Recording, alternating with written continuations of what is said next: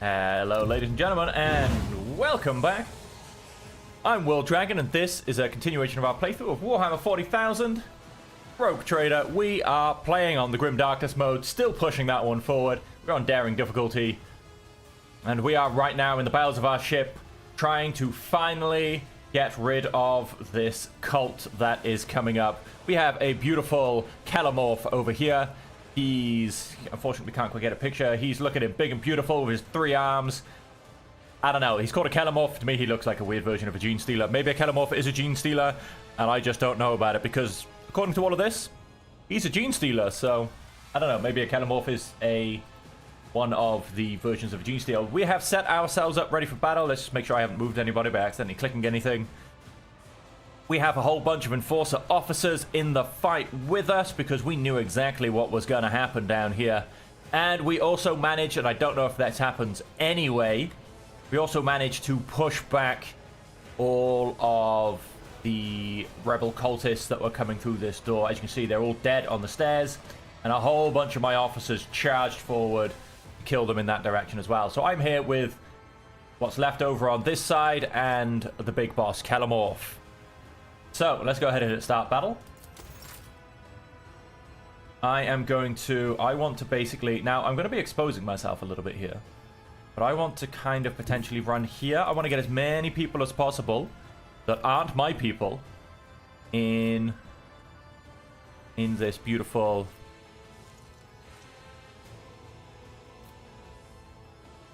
I can get... That's a pretty good spread. That is a pretty good spread. We're going to go for that. Let's see how many of these guys we can get stunned. Oh, I thought I was getting this guy as well. How did we do? Oh, we don't have a stun. Don't have a stun. We have a stun. We don't. We do. We do. We do not, and we do not. Well, that was a pretty average showing at best, really. So what we're gonna look to do... Oh, no, yeah, we just can't get that guy in whatsoever. This gets all of them absolutely again. So we started on 13 bad guys. Captain, now we're down to 8. Absolutely beautiful work for an opening round. We have half the number of bad guys. This guy is now stunned. This guy is dead. And this guy... Oh, wow, this guy's still alive and kicking. He has had nothing happen to him whatsoever. Okay, and so we want to... Let's put some of our zones in. We're going to go and stick this one in here. For our backliners. Now, I don't know where the Kellamorph is going to end up. Now, I'm definitely going to charge him with Kibula. But the point is, I don't quite know what these guys are going to do either. Let us... I'll go for that. Heinrich can still stay in that and even get these two as well. We'll see how that one goes. And then... 11% cover efficiency and some increased dodge.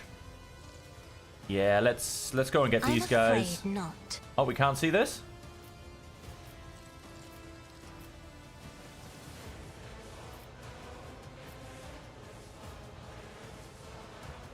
We spin this then. All right, let's get...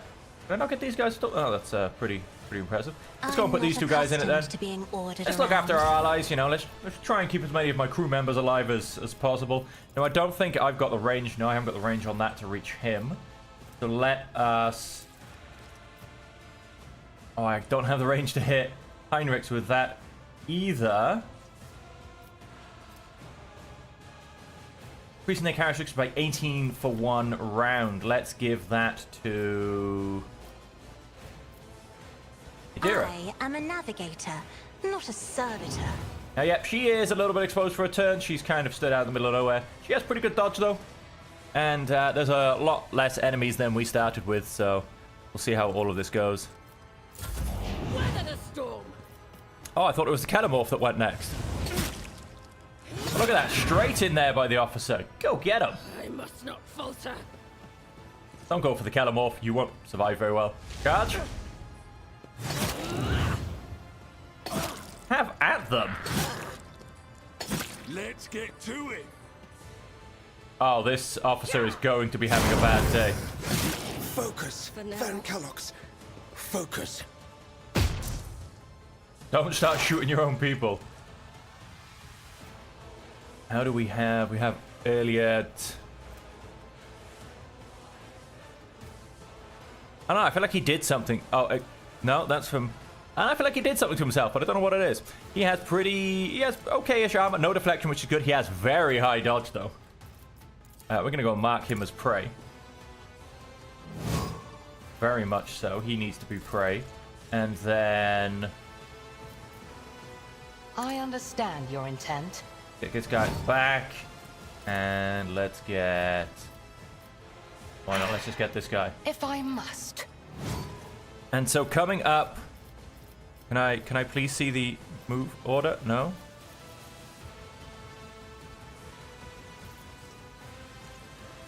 I don't know. I think because hang on, most of these moved. To be fair, that guy hasn't. This guy hasn't. Where does he come in the? I don't know. Apparently, this is really annoying how it always just flicks down. Although he was actually probably stunned, so he probably didn't get a go. But I don't know. I guess CC is next. Oh, hang on. Hey, that works better. We've got someone that's stunned. We've got someone on half health who is. Stay there. Damn it! It jumped. Or maybe that's because that laborer's up there. Oh, there you go. So this insurgent, but he's stunned. Got another. This one probably.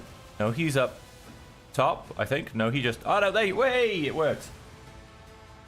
Right, so that guy is going to get a go before any of us, or maybe take him out.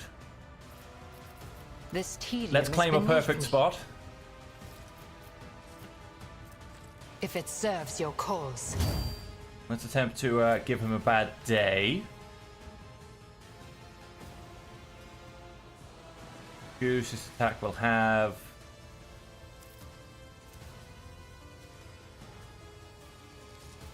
I don't think we need to put piercing shot on. I am not your Xenos pet, monster. Another soul slips beyond the veil. So he's dead. And we Anything else? blind the Ketamorph. Pain is but an illusion. Oh. Oh, wow.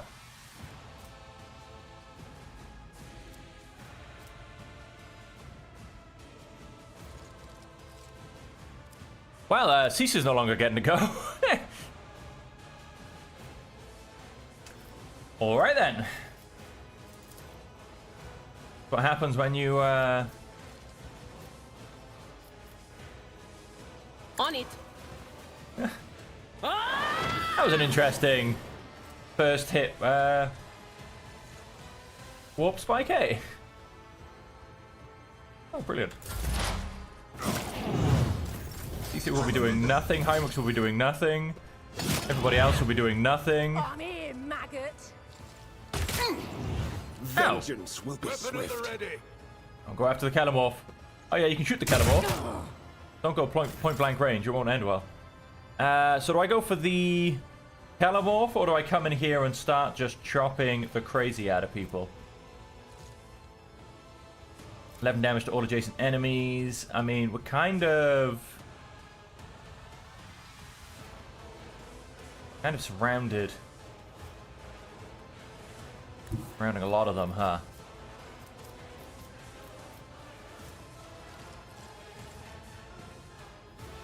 The attack against the enemy. The blade damage increases compensation 3 times against random available targets.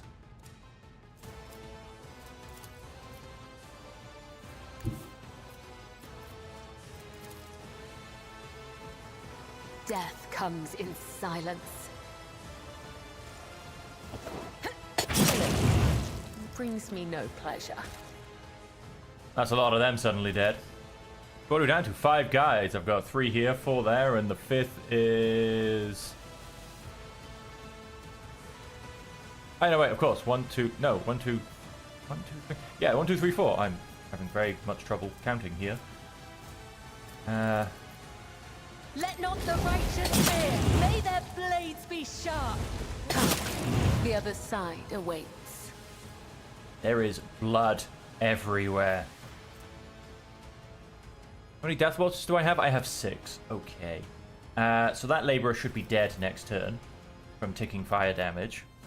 Let's not worry about them. Let us... The shadows will see it done. Let us dance As our honor way ordains. to the Ketamorph. This guy can become somebody else's problem. There's only one of As him the there. tenants demand.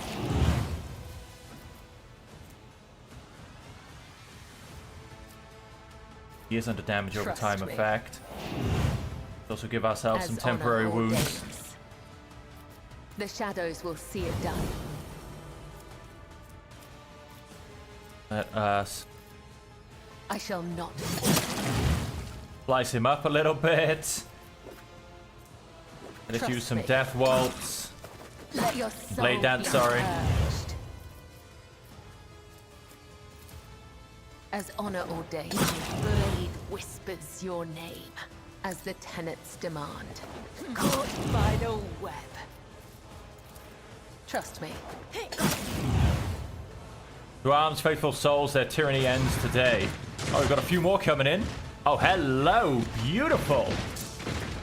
My only annoyance is the fact that they get to go probably immediately. Yes, they do. And that has always annoyed me about the combat in this game. They should not do, in my opinion. Turning up and getting a go, they should have to wait till the next round. Natural armor, Eye of Oblivion, Frenzy. Receives bonus MP and additional attack per turn. Fantastic. Half of my guys back here are all prone, waiting to be absolutely brutally murdered. Great, eh? And we are going to watch all of this, ladies and gentlemen, in reverse. The shadows will see it done. Oh, he dodged this time. Let your soul be purged. He dodged again. Like he's gone and suddenly...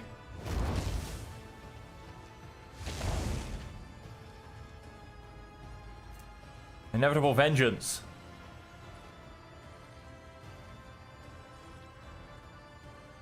Well, that hasn't happened. Okay, and so that's the end of the turn. We did pretty well.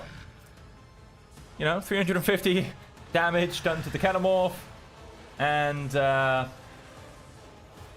about 4 people killed down here. That's not bad for one person's turn. Now, unfortunately, yes, here comes. There is only death, yours or mine. Oh, Ketamorph didn't like those ones. Yeah, see, I don't like this. This is gonna hurt. That was a dodge. Beautiful. Gonna get 2 attacks though. Second one was not a dodge, and the other one will probably get to. Okay, I've got more things going on. This is just weird.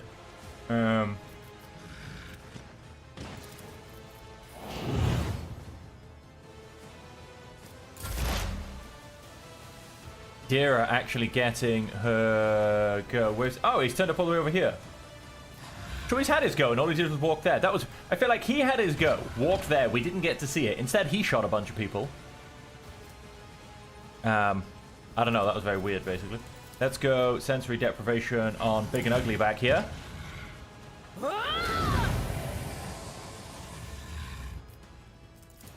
Forewarning on Cass. And...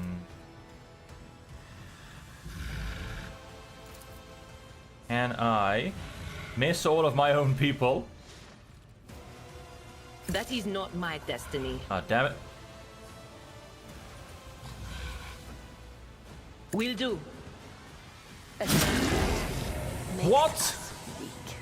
I accidentally held my mouse button down. I moved it. I also right-clicked. I was on a tile that wasn't shootable. And then, yet she still did it and hit bloody Cass. And, to top it all off, oh, at least this guy is stunned. Damn it, now Cass is down. Well, that's annoying, and that just straight up sucks. Was Heinrichs. that you? Or Get some bonuses. Well, that was a mess up, all because of accidentally clicking things on my mouse. Follow my lead. The annoying way to make things suck. Okay, the Cannonball's actually going to do something this round, which is interesting. Enforcer officer. Yeah, kill that guy. Aim for the heart next time. I feel like he's now using Inevitable Thing. Because I've gone and revealed Inevitable Doom or whatever it is, he's now using it. Ouch, that looked painful. Oh, he's dead. Oh, damn it, that's my first ally dead. And we're going to come and Everyone, step aside. take on this guy. Nothing stands against me. We're going to go and give Kibula strong arms. Grace of the Emperor. Oh, this guy gets it too. He's dead next round, but he gets it too. Naturally. All right. Go Heinrich. CC still hasn't even stood up yet. Stay vigilant. How many goes does it take to get rid of prone? Because Earlit's the same. Hasn't even stood up yet. Prone for 1 round. Wait, are you telling me? Hang on. This happened on Idira's extra turn. And it's actually now waiting for Idira's turn on this round. Wow, that's a very long effect. We don't have any death waltzing from above, which is all fine. Bleeding for lovely 23. I don't know if this effect is technically... Yes, it is, so we don't need to do it again. Really? You're giving him cover because of that stupid half chair he's behind? A dance of blades and shadows. It's highly annoying.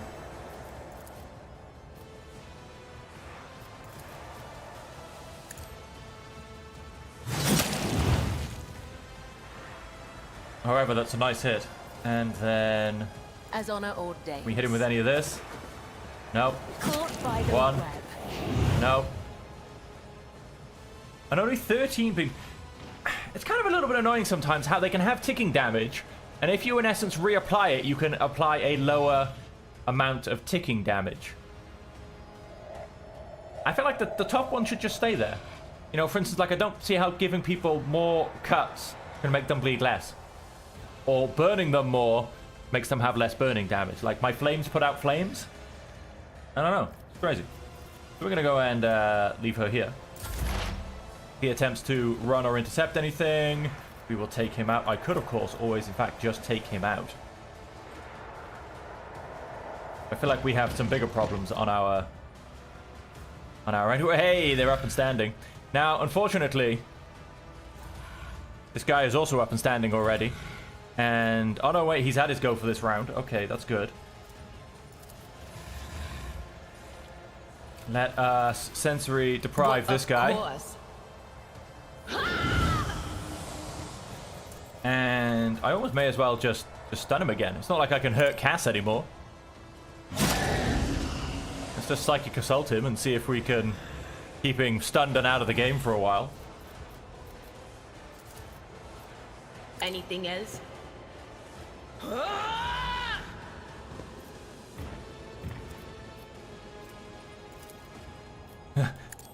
Good luck. You are our next line of defense. I need to calm down on the warp madness.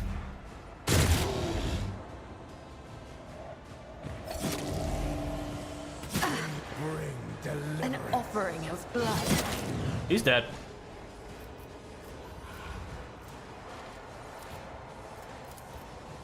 Will do. I'm gonna go and do this now because we won't have any more extra goes from Idira. Was that you? Or So that will actually last for a full round. Let's go and If I must. If it serves your cause. shoot this guy in the face. I am not your Xenos pet. Fortune favors the swift. Sapping shots. Done. I go for... Put it against this guy. I understand your intent. Dodge, mate, dodge! Oh, this guy's so dead. Yeah, this guy's dead. Oh, really? Getting a bit of a charge in there, are we? I'm done with this one. Oh, nice. And we get a, get a bonus. Oh, damn it. This is going to take it off. Anything else? All of this.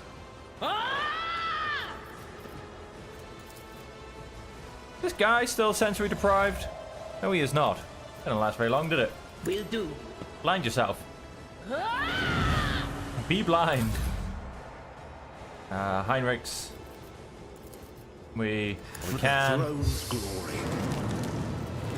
No. But of course, Lord Captain. We're into the madness of the warp now.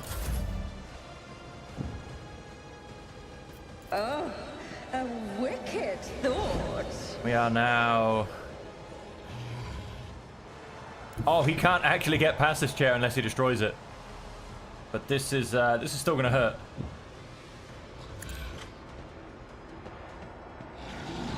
Pain soothes my soul. Huh. What if? Bounty. Yeah, we're gonna do this one first. A genius at work. A new note in discordant melody. Her voice with the echoes that we're getting because this place is covered in warp is really terrifying. You are marked for tomorrow. Run and gun. Guys stand. A wicked thought.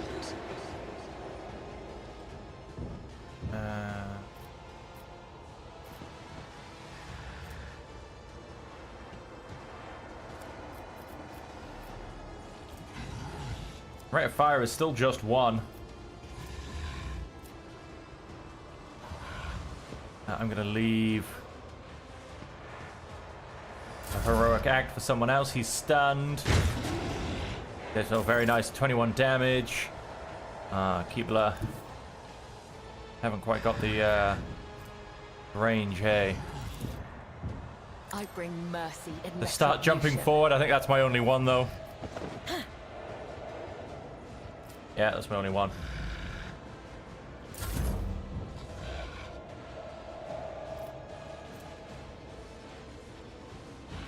Aims up to 6 targets, but there's... Oh, hey, let's do it. Apparently we can kill him. Whispers must be uttered. You will perish for this affront. Okay. We dodged, we hit, we got knocked prone again. There is a menace to society. Oh, well, we're back up again. I lied. Come to here.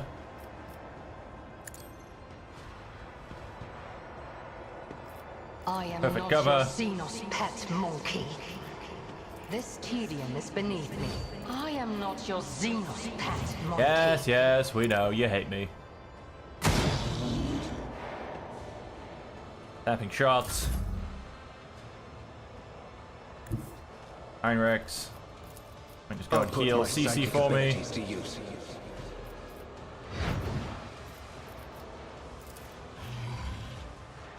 Okay.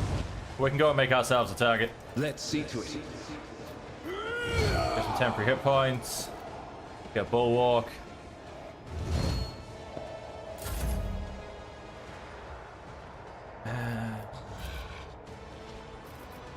Let's start shooting.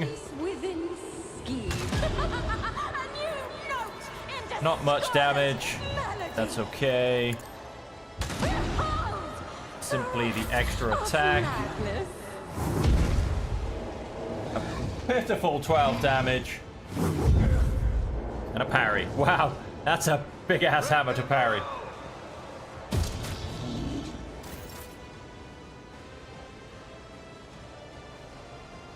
And then, of course,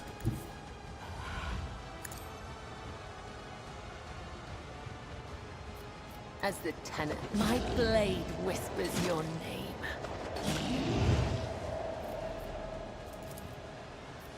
Keebler Trust me. for the win.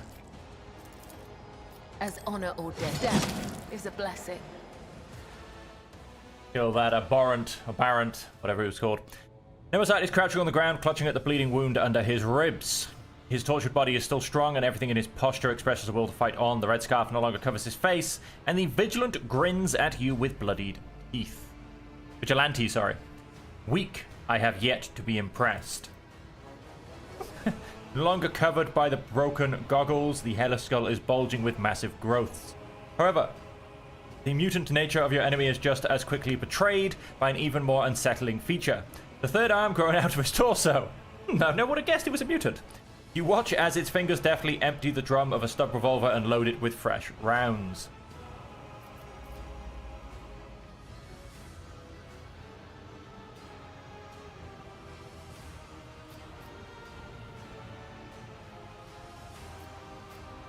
Finally we meet.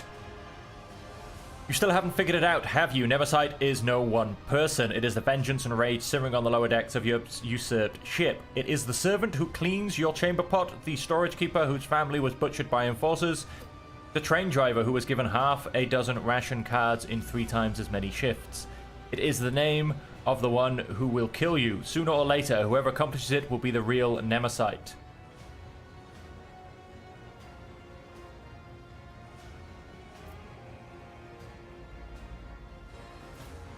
You are an insult to the human form. Fate has rewarded me the ability to kill 3 of your mutts at once instead of 2. I am truly blessed. Fair to fight. Aren't you a little overconfident? Nemersite casts a glance at the stub revolver in his hand, then back at you. You are right in front of me. My gun is loaded. I believe this tune is not quite finished yet. It feels like time has become viscous and is slowing you down. You see the bloody hand of Nemersite raise the weapon, and your body reacts of its own accord. There's no time to deliberate. You draw your weapon and point the barrel at Nemersite, but he is already aiming his own at you. A malevolent grin spread over his face. The 2 black muzzles stare at each other, and the world around you narrows to a thin line. But Keebler emerges nearby like a shadow, blade gleaming menacingly in her hand. He hisses softly, ready to pounce. It is your head that will break today, and no other. Save your message for your false god when you meet him, servant of death. I am glad I get to take you both down at once. Second gun is now pointing at Keebler.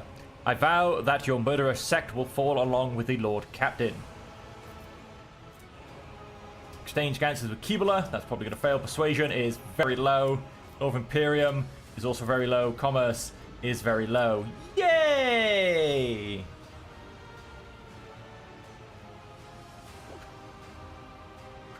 Well, it's a good thing I gave +10 to everything. Try a fellowship. Failed.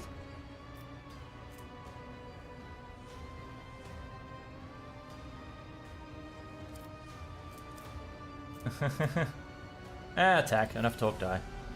Time stops for a moment, and then, as if tossed by a blast wave, the events fly forward like a murderous shrapnel. Not to keep below and act in tandem to deceive the enemy. Shoot first. Deafened by the roar of your weapon and the sound of your blood pulsing in your temples, you do not hear Nemersite's own gunshots.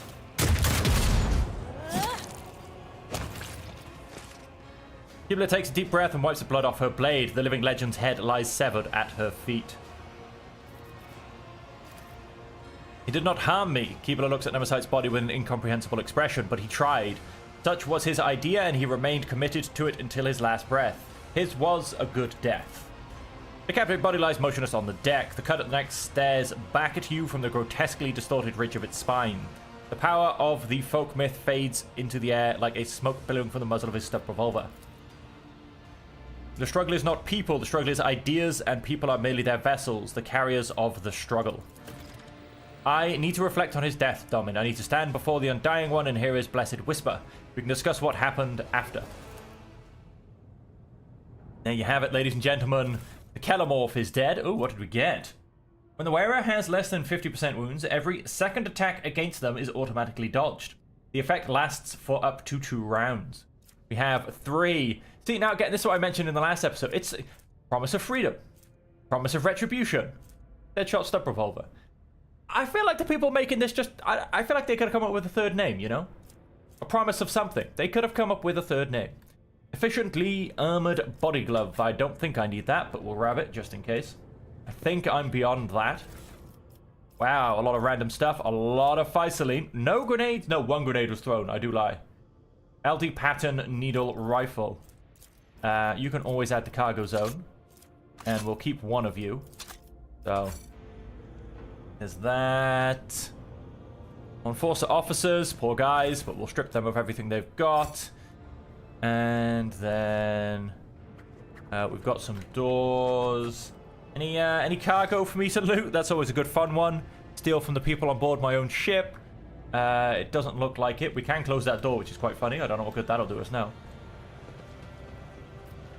Back to the Void Ship Bridge. Let's jump up there. Idle chatter is strictly forbidden on the bridge, although between tasks, the officers still find the opportunity to discuss the latest developments. Of course.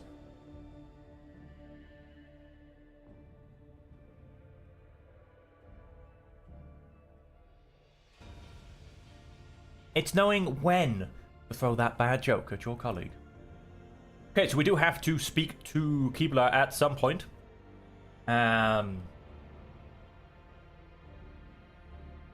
Yep. I'm sure that's what... I did actually read the question that came up, I must admit, but I'm sure that's what it was. So we do need to speak to Keebler at some point. Of course, we do have our level to go up as well. Yep, talk to Keebler. So we have, in essence, pretty much finished her companion thing. Keebler. I believe she hides herself down this way. Yes, she does. Take heed, Nemo. Our blessed Domin honors us with a visit. The one who delivered this ark from the curse of your existence. Wow, she has taken the skull and polished it to a pale sheen. Who is Nemo? An aberration. Your former foe. His eternal foe. My new companion in shadow and my trophy.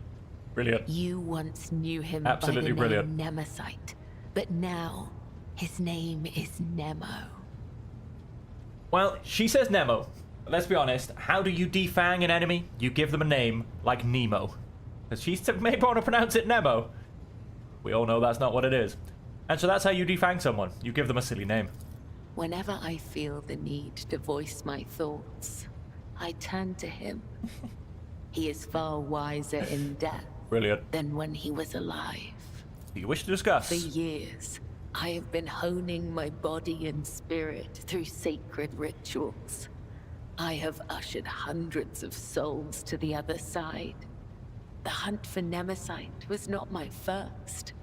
Yet, after my enemy fell, for the first time ever, I felt empty. And that emptiness only grew heavier under the weight of the question that formed in my mind during that hunt. I prayed. I longed for his guidance to put my mind at rest. But in my self-pity, I showed weakness in the eyes of the Undying One. And so, my only answer was silence. I must therefore ask you this agonizing question, Domin. Tell me, what is the purpose of the blood-spun web? Oh, she's having a crisis of faith. Please, just answer me. Oh, what do I tell her? You are the givers of his peace. You are my weapons. You're a sect of the deadliest, most terrifying zealots on this ship. I cannot be the judge of that. You're a scourge of renegades. You deliver his vengeance in the name of the righteous. You are the givers of his peace. Then that makes me a driver of the ignorant. One who guides people into following. Okay. All my life, I have walked the road that was prescribed for me. I did as I was told. I searched for the truth in other people's words, then repeated them in my own voice. And I never once questioned my destiny. Until you came along, Nemo. sounds like she's becoming mildly heretical here.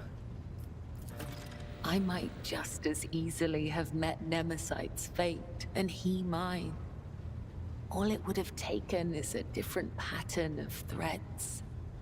The only distinction lies in our ideas. Thank you for this conversation, Domin. It has satiated the void that gnaws at my soul, if only for a time. As for how to seal this chasm for good, that I have yet to find out. There you go. May the tenets of the web guide me to the truth. Take heed, Nemo. Our blessed Domin honors us with a visit. The one who delivered this ark from the curse of your existence.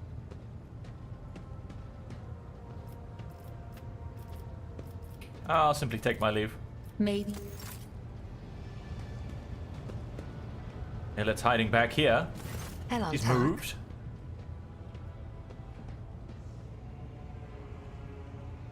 Happening during your first warp voyage with you on board. The crew are whispering that you may be the reason. Is this true? What do I see? Words ring with... Your words ring with the desire to know the soul of another. But will you be able to comprehend my answer? You and I, Elantak, look at this world in very different ways. And I see many more facets, and deeper meanings, and brighter colors in it. But to capture the full truth of this world in the miserly language familiar to your ears will take time. I will come to you with an answer later. I look forward to that answer. Blood all over the floor.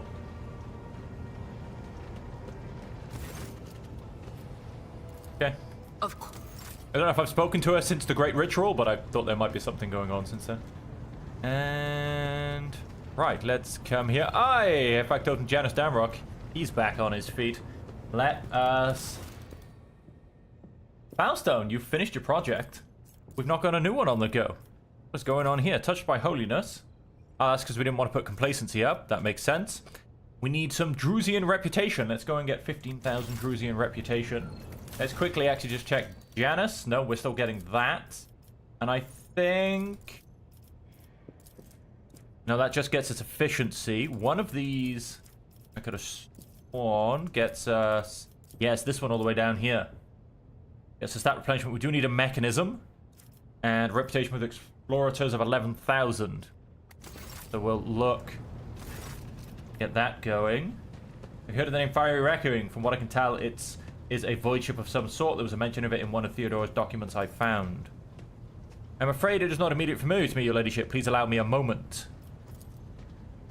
I say, House 1 Valancius did indeed sign a contract with the owners of a vessel with the designation Fiery Reckoning.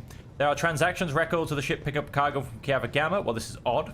The data log ends there. Apparently the ship had some interactions with one of the workshops on your industrial world. I beg your pardon, your ladyship, but that is the extent of the assistance I can provide you in regard to this particular matter. Chujun spent hours fighting for my life, and I have to say they are earning their keep. They promised to leave a heroic-looking scar, although, admittedly, I much prefer calluses from an autoquill. Let's... significant transportation of some goods. And I believe I said 15,000 with Drusians, and I will eventually need 11,000 with Explorators, but I'm in no rush for the Explorators one, so I'm going to leave it for a short while. Let us basically put this up a couple of levels. Hide untradeable. So we have some good old generic things. Hang on, let's go for type. Fuel gets me 100. Let's go and put a couple of fuel in there. Wow, we have so much fuel. Go and put a couple more. I mean, we need to get a couple of thousand, so... melee weapons. Go and put a couple of those in there. Provisions. Armor kit. I don't know if they're always worth 150. I need to double check that, or whether it's just these guys, because if it is, then I need to make sure I give it just to these guys. Uniform kit. Give them a couple of those as well. And then, of course, we have the Okay, I guess they're new. That's why they're... Well, we have a lot of armor kits. I'll grab a few more of those in the mix. Visions. Chuck in a few of those. Oh, wow, look at all of these holy gifts. There's a few thousand, oh, there's a 10 of thousand, sorry, right there. And they're worth 500 apiece. This will be enough. Let's trade that for now. Beautiful 17,000. If we come back to trading, we get a power claymore, which I'm sure will go straight back into my cargo list. And let's quickly speak to this guy. No, wait, sorry, wrong button. Not shipping and transportation of goods. Let's come to here. Let's click on this. Dirty bureaucracy. Gets us 3 profit factor and a contract. Let's execute that. And then if we come to our inventory, so the power claymore, I don't think that's going to beat what Abelard has. Ooh, I think... Oh, it has a lot more armor penetration.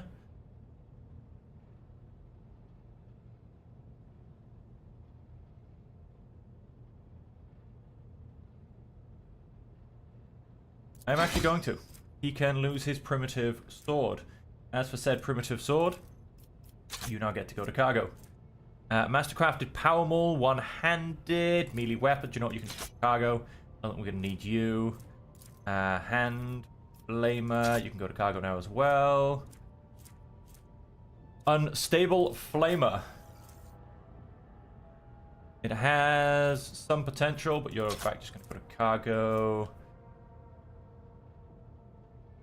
Long range broadside macro cannons, which fire 3 shots, dealing 21 damage per hit. I believe that is in fact 4 shots 14, 3 shots 21, goes from short range to long range. We need to place the one that's not as shiny, so I'm going to go for that one. Okay, so they're both now long range. They're down to 3 shots, but one does 21 and one does 33. And then we have the... Also lance weapon, we'll keep that. And okay, these are all going to go cargo.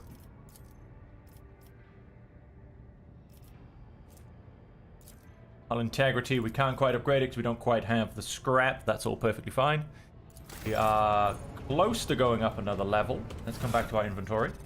We have an Aldi pattern needle rifle.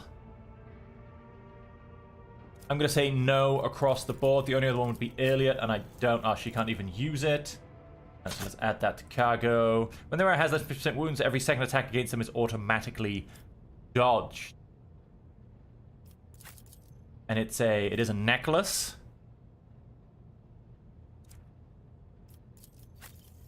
He's got... Yeah, that's a pretty nice one. And so after that, we do have likes of... Whenever the wearer deals warp damage, the damage character also suffers burning.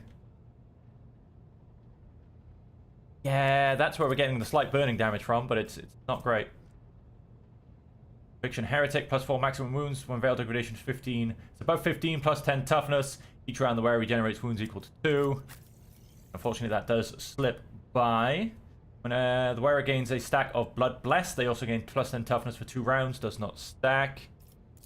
And Heinrich's, worn by a Psyker, the wearer gains immunity to the horrors of the warp effect. I'm going to give it to Cass. Efficiently armored body glove. Maybe Jay? Yep. Go. We'll go and swap those over. All of these, and in fact, the cargo. The Drukhari Clave. You know what? That can go to cargo as well. Grants the wearer's ranged attacks +2% damage. Don't think there's going to be anybody that really wants to be wearing that. Let's add the cargo. Heavy leather armor. The only one would be Abe. but he's actually had that replaced, so we can put that into cargo as well. Attachment from death. Add that to cargo. Starblight, Drukhari weapon efficiency. Now she can't equip it yet. Does she want to be able to equip it? Takes fatigued and slowed on the target.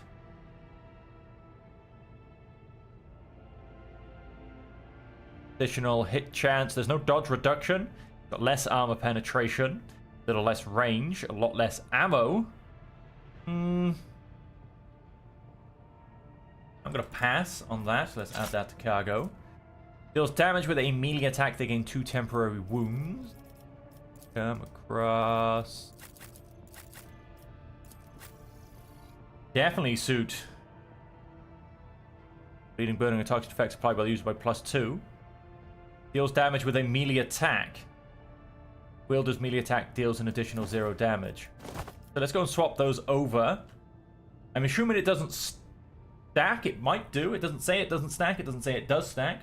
7 temporary wounds for every melee attack. I mean, she does like 6 a round, so. Rebel sniper rifle. That can now go to cargo.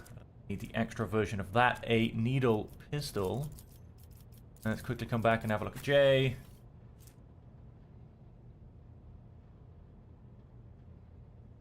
Very much so. That's the blood burner. No, we replaced the blood burner. Replaced this from the blood burner. And we didn't want to change the improved shuriken pistol because this has a very low rate of fire. So let's go and add that to cargo. Dari chainsword can now go to cargo. I don't think we need another version of that. This cargo. Elite chain sword. I mean, it's not as good as what he's using. Improved armored body glove. That's now cargo. Hood is cargo. Chain axe. Cargo. Alright, well that'll do for now. That's a nice bit of cleaning up. And then of course we do have our level up. So here I am. I'm all the way there already. Go through some quick levels. What do we want to improve? Now we are all about demolition. Let's go and improve that. Although with that on 105, I don't know. Some parts of me maybe want to start doing a couple of other skills. Because demolition is so high that we've actually, you know, we're going to start, even if, you know, we get a -30 or even a -40, you know. A -40 puts us on a 65% chance of getting it done. -40 is a really hard skill check. The other ones, on the other hand, not so much. No, we'll go for demolition for now. And wow, such choices. Perception. And it jumps out at me. That gives me a higher chance to hit. Puts up my awareness a little bit. I mean, some part of me just wants to say something like, ooh, just give me 5 intelligence. You know, just put that up across the board. But no, we'll go and hit that.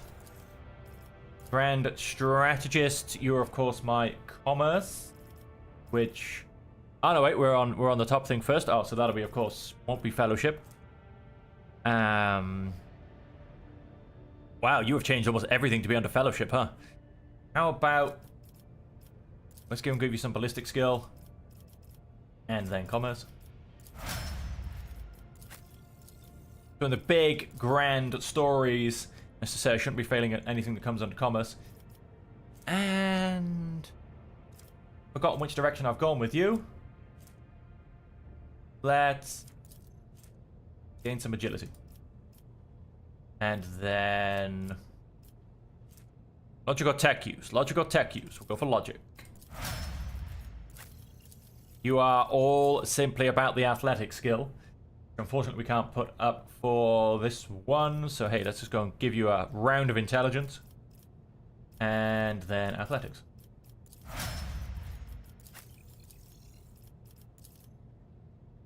Also, generally on the whole demolition call. But... yeah, no, it's demolition. Not hugely necessary. But it's all about that demolition. I'm thinking agility. Oh, agility. I'll go agility.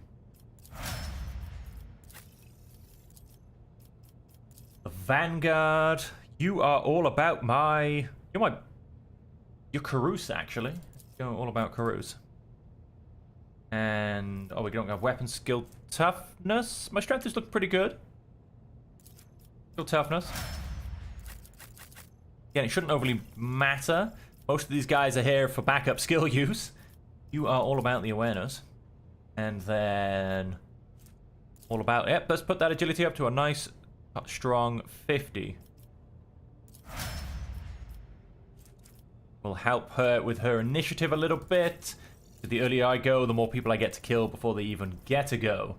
And you are my backup for strength. We don't need you as a backup for... So I say that Elliot is on an 80. A huge number. But your athletics is... Apparently it struggles. Crazy. Strength, weapon skill, strength. Let's go... Strength. Let us go. Well, it's not going to be fellowship, so it may as well be... willpower, I guess. And then...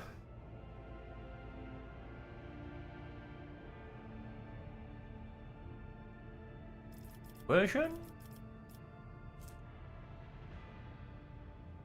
believe you are my winner in that skill as well. He's winning on several skills. You are all about the law of the warp. Apart from the minus 170, I don't see any bigger numbers. And so instead of yes, we've pumped up the intelligence a little bit. I'm going to go and potentially give her some toughness. No, I'm not, because it's not an option.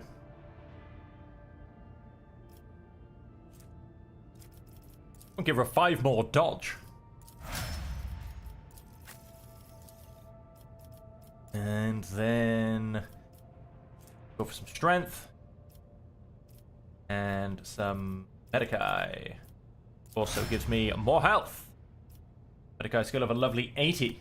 Alright, well that's everybody's levels. Let's jump back into the map. We hopefully won't get as interrupted as much anymore, because having now finished the Void Shadows DLC quest, basically, with Kibula, we might actually now be allowed to go to a few star systems without being constantly interrupted. Let's visit this star system and see what we find.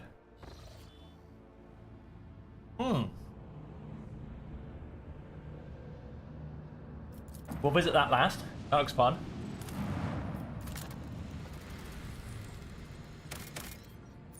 Oh, we've got an ancient bunker. This is going to be a jump down and say hello. We'll take the usual suspect. Part of me really wants to... I mean, Pascal's, he's not great to be great in a fight. I've probably not looked after him as much as I should do for those purposes. But I really do need someone with good tech use and logic. That is a hole in my skill checks. It's I don't know, yeah, like I said, it's just needed. Just a huge hole in my skill check repertoire. Now we are, yes, massively in bad air. We need to get inside and turn on the filters. Got some rust lung going on.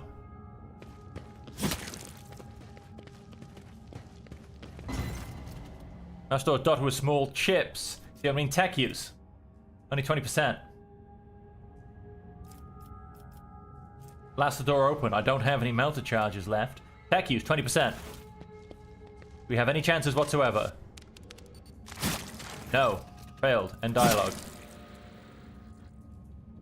Melting venom. Okay, well, we're going to have to step away from here. Turn to void ship. And I don't know if I've gone and ruined that chance now. But you see what I mean? Like, that's... It's a huge fail in a huge hole in our team. And I might have to leave it for now and come back later. And yes, I could just take Pascal, but I don't know who I'd leave behind. I like my squad. Let's deal 2. We're not going to go and Mind that. This planet looks very interesting, I must add. You can scan. Oh, hello. Adamantine 2. Ooh, I don't have any yet. I don't know if... The sight before you has excited the Officer Corps, who are delighted to witness the truly majestic end of this planet through the huge windows of the bridge. One of the many nameless worlds throughout the expanse, an unknown reason caused the planet to break into several uneven parts, but its strong magnetic field is still preventing them from drifting into the cold abyss of space. The planet's hard inner core has remained almost untouched as thousands of explosions take place under its shell of hard metals light up the world's heart from the inside.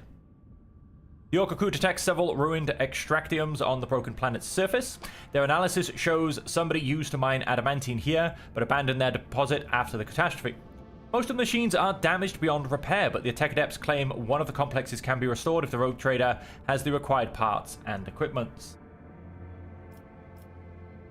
Mantle it for spare parts. Leave the world to face its end alone. Provide the technicians with scrap to repair the extractium. A few dozen time bows later, the Lord Captain is informed that the repair crew is suffering from unrelenting headaches, most likely caused by the oppressive magnetic field of this world. However, the machines have been successfully repaired, and the extraction of adamantine may continue if the Lord Captain wishes. Of course, the mine needs to be staffed with a squad of working servitors and a maintenance brigade doomed to endure the endless pain caused by the magnetic storms. Gets me 3 adamantine. Gets me a mobile extractium. And restart the extractium. You leave part of the crew to extract adamantine for the Von Valancia's Protectorate. Those fortunate to escape such a fate fervently pray for the lives of their friends and family, hoping to find them in good health should they be reunited someday. Hey, so I got 3, so I'm not going to bother with this one. And we have a cache of random cargo. What do we have going on this planet? Surely there's got to be something. Wow, nothing. Must be toxic or something, it looks like. I mean, it's got a full name. It's not a planetoid. It's, I suppose, Oasis 5. Quetzaltema. Anyway, so let's go check out this projection of the warp. Could be fun. The rogue trader ship draws near the unidentified celestial body. The machine spirits on every deck, from the captain's bridge to the cargo holds, become frantic.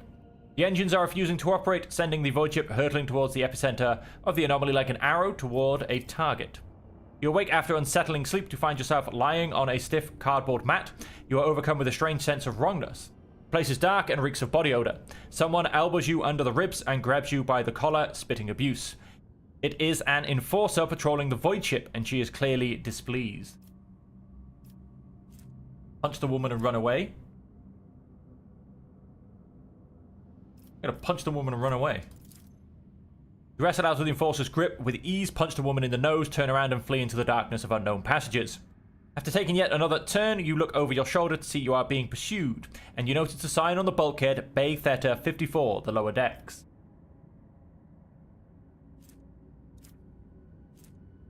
Find a server score message to inform the bridge of your whereabouts.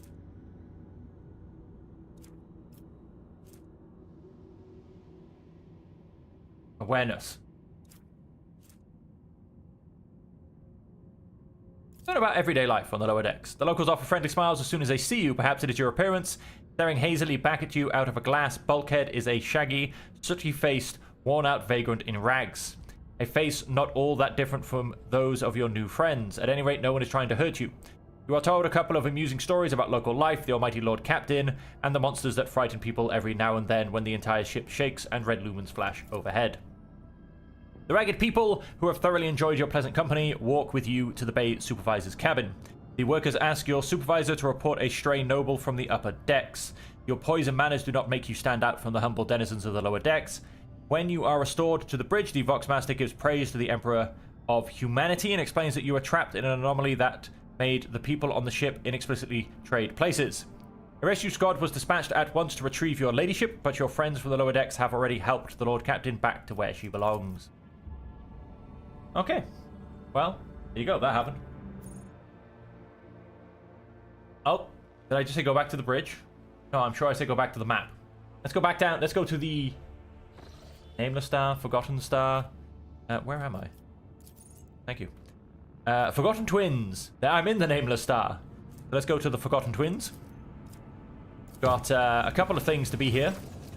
During the warp voyage, the middle decks reported strange gatherings that were attracting dozens of officers. An investigation quickly bore fruit. One of the acolytes from the Orcidex has proclaimed himself a prophet and is rambling about purification by blessed fire. Only the perilous influence of the warp can explain the strange convictions and uncanny zeal of this person. Dispose of the newly emergent prophet and ban the cult. Put the cult under surveillance. Mysterious disappearance of the prophet and more frequent inspections of decks and living quarters quickly put an end to the growing popularity of the sect. After a few days, the people who visited the gatherings preferred to simply put the episode behind them. And here we are. We have two things to be here. I mean, we really, really want to come here. I don't know why. According to our ship, we really, really want to come here. The coordinates in the ship's log lead to an unremarkable star system. The Orca crew reports that the arrays cannot register anything worthy of the Lord Captain's attention. Was this log entry just someone's idea of a joke?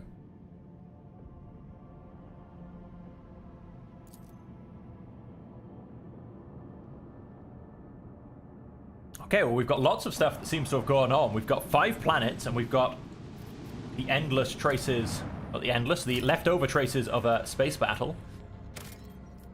We have a mystery, not explored. The screen highlights the shapes of several buildings. A small settlement, the only one on the planet, is a Windscale Dynasty outpost. Visit the outpost. After a lengthy descent to the planet, you are rewarded with a dismal sight. The entire outpost consists of long columns of uniformed bunkhouses, machine hangars, and large headquarters topped with massive antenna of an ancient foxcaster. The binary suns hanging in the sky make every object cast 2 shadows. A spectacle you find vaguely disturbing. The custodian and his people go out of their way to give the esteemed guest a proper reception, but their resources are scarce at best. The custodian shares alarming news. The outpost is highly dependent on various deliveries from the core Windscale worlds, but 2 ships have already failed to arrive on schedule. The locals do not have an astropath of their own, and so the custodian cannot determine the cause of delays or request aid. The outpost will soon run out of food at this rate, so the custodian sends an urgent request for provisions. He is begging for you for help, offering what little his settlement has in exchange.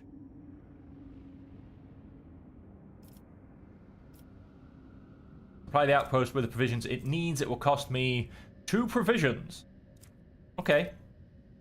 I got a needle rifle, which I don't particularly want. I know he should send gifts in return. The formerly grim and worried faces of his men light up with relief. And we also get some cargo. A needle rifle. It's tempting. But probably not. The return journey treats you to a rare and unexpected spectacle. An eclipse begins as one of the 2 local suns covers the other.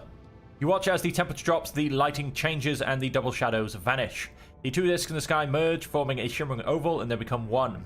Eventually, the fantastic event passes, leaving behind a vivid memory. Ah, well, I got to see a beautiful event. Continue exploring what's in this system.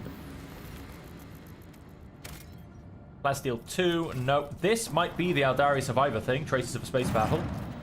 Lord Captain, there is evidence of a recent scuffle straight ahead of us. Throne, take me. This is not a frigate. This is just a gutted piece of metal. Blimey, the culprits are here too. It is the Aldari freaks. I recognize the shiny asses even from this distance, except the Xenos are acting suspiciously. They are hovering in place and not even trying to run. Should we approach or open fire from a distance? Call off your people and attack. Something is wrong. The children of Asiuran are dismayed, but doing something like this to a monkey vessel? No, we are not animals. I appeal to your prudence and promise you, maid, do not destroy my kin for the deeds they did not commit. Lord Captain, we've received a report from the Augur crew. This situation is unusual. The Vino ship displays no biological or energetical signatures, even though it appears to be intact. According to the scanners, there is nobody on board. However, survivors are believed to be hiding in one of the compartments of the damaged vessels of the Imperium. We have also spotted some drifting plating remains that belong to a 3rd unidentified vessel.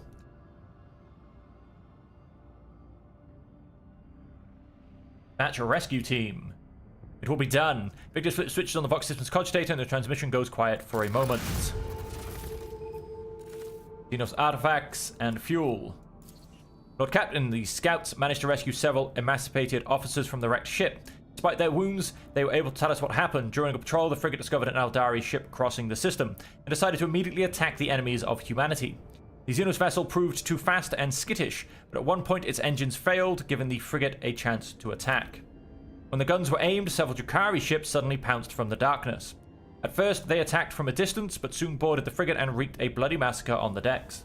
It is only by sheer miracle that the surviving officers managed to escape, locking themselves up in a hidden technical compartment the Xenos had no use for.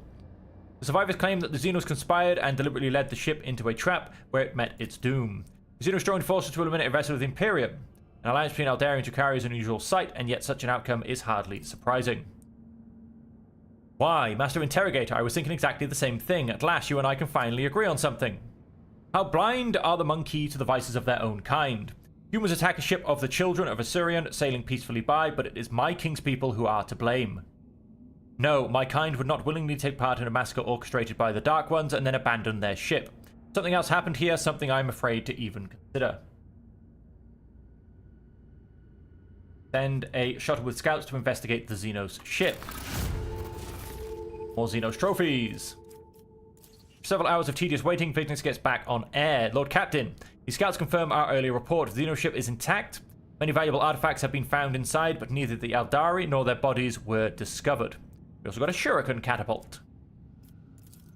We are late again, Elentak.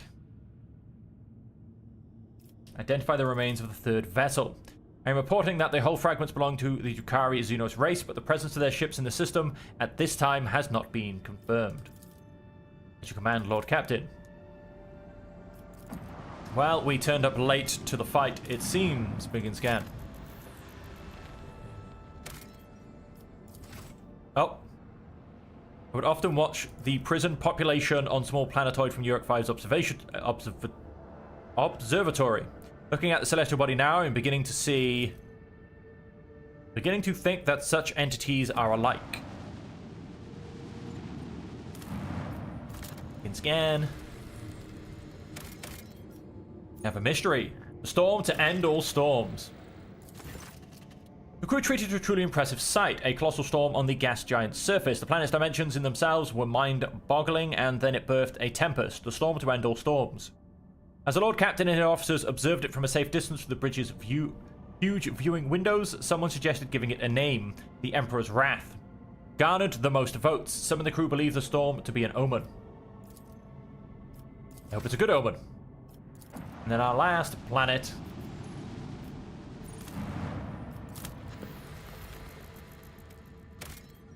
is blank. Points of interest detected, an unforeseen event. Didn't we,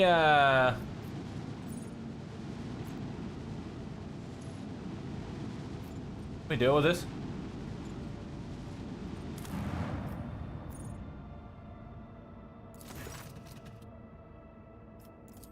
Hail von Valencius. Okay.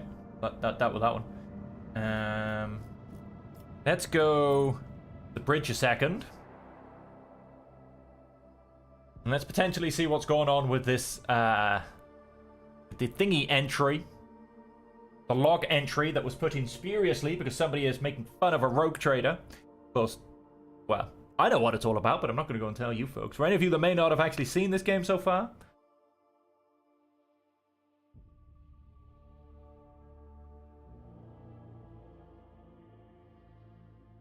Who knows, indeedy. Reports received confirmed that verification is complete. And in the system known as humans as the Forgotten Twins, that is where the Aldari Farseer's visions have sent her. Unfortunately, nothing there. Payment was lost. Mutants are hiding on an ill-reputed trading. Yep, secrets of the cult. Item was located in one of the Dargonus. Yep, that's that. New Runa, classified information, critical tasks. Tap the data on the rogue trader's personal cogitator could explain the strange entities in the Lord Captain's log. Void ship bridge. I believe this is my personal cogitator. The great mechanism has sensed your presence. Nom os Valencius, nom os task success. Sense my presence how? The mechanism was molded in the forge of the Adeptus Mechanicus so that it might serve the rogue trader. It was in your presence that its machine spirit first manifested itself, a miracle of the Omnissiah and a testament to his glory. What is that supposed to mean? Input prompt, nom os. New spirit has recognized the one who stands before it. Previous string of sacred code signified a greeting as well as acknowledgement that you have successfully completed a certain task. Now the great mechanism stands ready to process your request. The answer lies beyond the bounds of my knowledge. My supposition is that it might have something to do with your recent travels. Prompt, nom os, await request. Tech priest bows. Remind me of who you are. Need to receive your request. Oh, well that's unfortunately vague. That is all for now. End dialogue. Can't ask her how she's doing after being brutally beaten up. Let's go to the Lord Captain's quarters. Go have a quick bath a couple times over again. Let's invite some more of my crew members.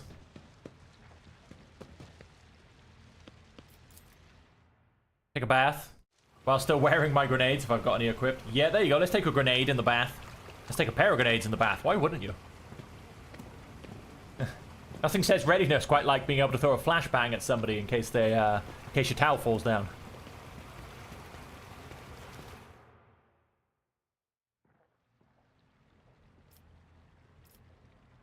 Wish to see someone from my retinue. Would you like me to summon?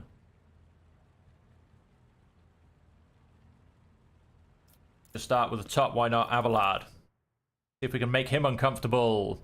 What a fortunate rarity to find you at leisure. Since you have nothing else to occupy your time, I'll give you a lecture on the history of the Von Valencius. I would not be doing my duty if I did not start from the beginning.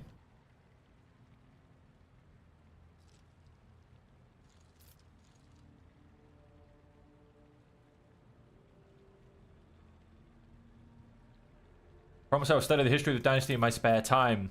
Afraid you will not have much spare time from your duties. Lady Theodora made a similar promise, and I made the mistake of believing her. We never had the chance to speak on the matter again.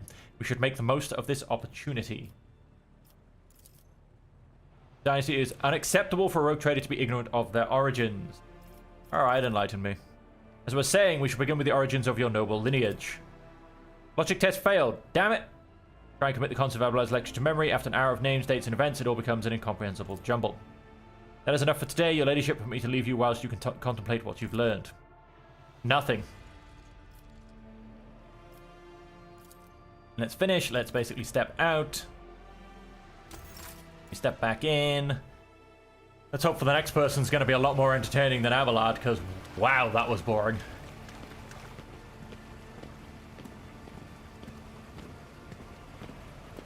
That was so terribly boring. Look at me, I'm actually underwater. Now I don't think I am. Now I'm not underwater so much. I wish you someone from my retinue. Let's just go from the top. Argenta at once.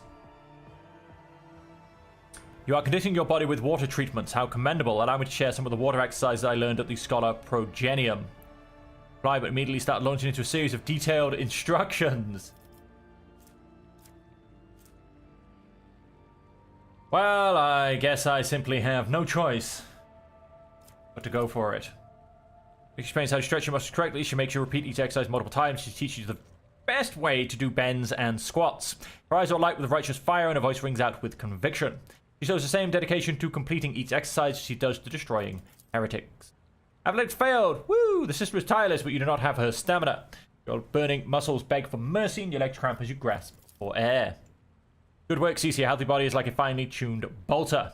A worthy instrument of his will. I will take my leave now. Rest and recover your strength. Okay.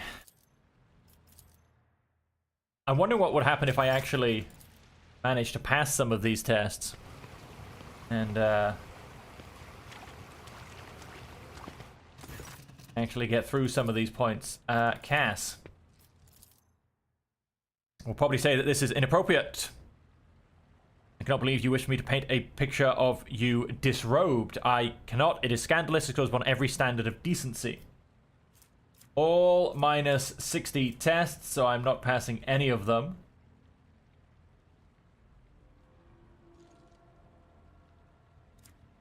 It is a proud aristocratic tradition. Failed. How about persuasion? Failed. Lower the warp. Failed. Although I find your request entirely inappropriate and am baffled by your current conduct, the truth is I have never painted anyone before. If you insist on my company, I will paint something of my own choosing, but I will not paint you. Fascinating painting of a void ship, supposedly. The two of you spend the next half an hour engaged in small talk. She never once looks up from her canvas. This is how I see your ship, the emotions of a crew, the void beyond, the stained glass, the bristle of the noise of the bridge, and my own experiences here. Style is so unique, I like it. You are most gracious. It would be a pleasure to paint like this again sometime, though perhaps in more traditional environment.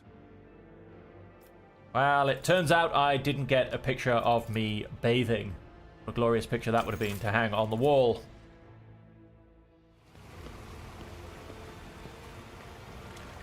Let's skip the walk in. Let's go then for Kibala. Got 3 more to go.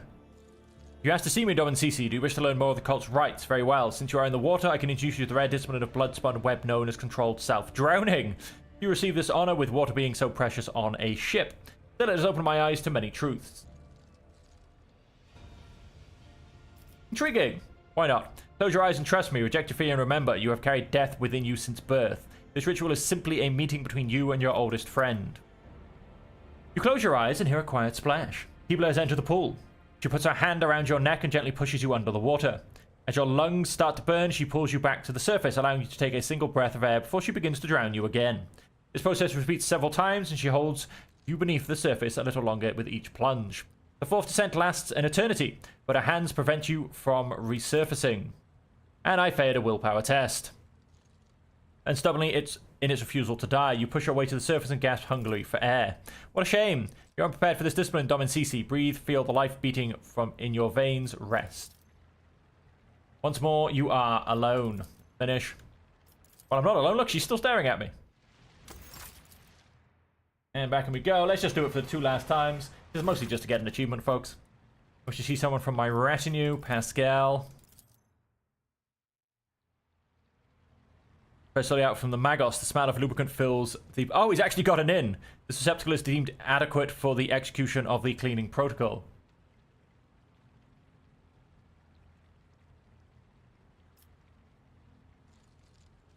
Will you not rust? Granted sacred chromium resistance to the plague of rust. Why have you climbed into my bathtub? I received an invitation to perform collective ablutions. Ablutions are impossible to perform without submerging in the bathing receptacle. Grateful for the invitation. It will exit the receptacle upon completion of the cleaning protocol.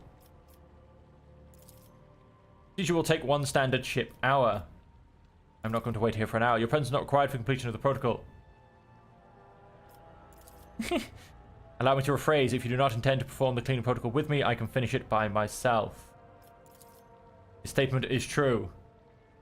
And you may stay. Thank you for the invitation, CC. This ablution will be recorded in this unit's archive of significant events. Cool. Why not? And then one last time with Elliot. At once. Could have called upon me for the sake of your own idle amusement, Elantak. The children of Sarian delight in unity, both with the universe and their kin. One of the ways in which we achieve this unity is symphonic creation. When Suri wishes to rest and spend time with their closest kin, he weaves images with our voices. Each of us adds something of our own until the melody becomes a harmonious tapestry woven from different sounds. Can you teach me? I do not know how much you truly understand of what I have told you. Still, if your soul seeks harmony... 10% chance! Failed. You have fundamentally misunderstood the purpose of this custom, Elantak, but that is to be expected. You spend more time among your own people instead of trying to learn something that takes an Asuriani centuries to master. Ah, fine. You mean us, your ladyship? Yes. We will commence relaxation immediately. Hilarious. Enforce leaner muscles. Muscular, they sit down awkwardly in the bathtub, clearly fighting the urge to stand at attention. Okay, ladyship, we await your orders.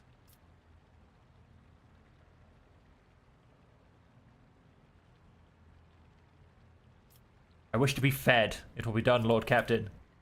Woman reverently places a slice of exotic fruits and rich-smelling cheeses into your mouth, and the man brings a cup of amasec to your lips to wash it all down. They do everything for you except chew and swallow, but you suspect that if you were to give them the order, they would find a way to do that for you as well.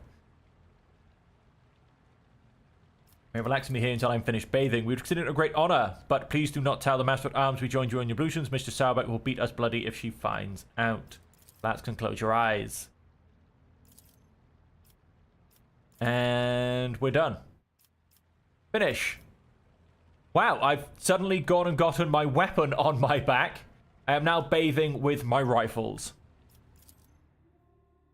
As you do. Alright, there you have it, ladies and gentlemen. We have just had everybody visit us in our ablutions, although that didn't give us... I'm not going to lie, that did not give us the thing. That's probably because we don't have everybody. We are missing a certain Drukhari, who we can go and get into our retinue. So he is currently missing. So I assume we literally have to have everybody in there. So until we get him into our crew... Oh, and of course the Space Marine.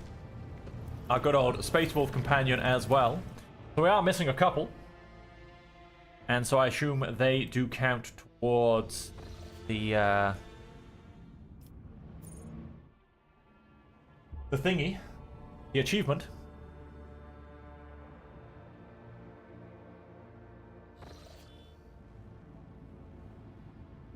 And so that is us done here. Let us double warp travel. Rogue Trader has been contacted by high-ranking administrative official who previously helped with the reclaiming of Iconoclast house.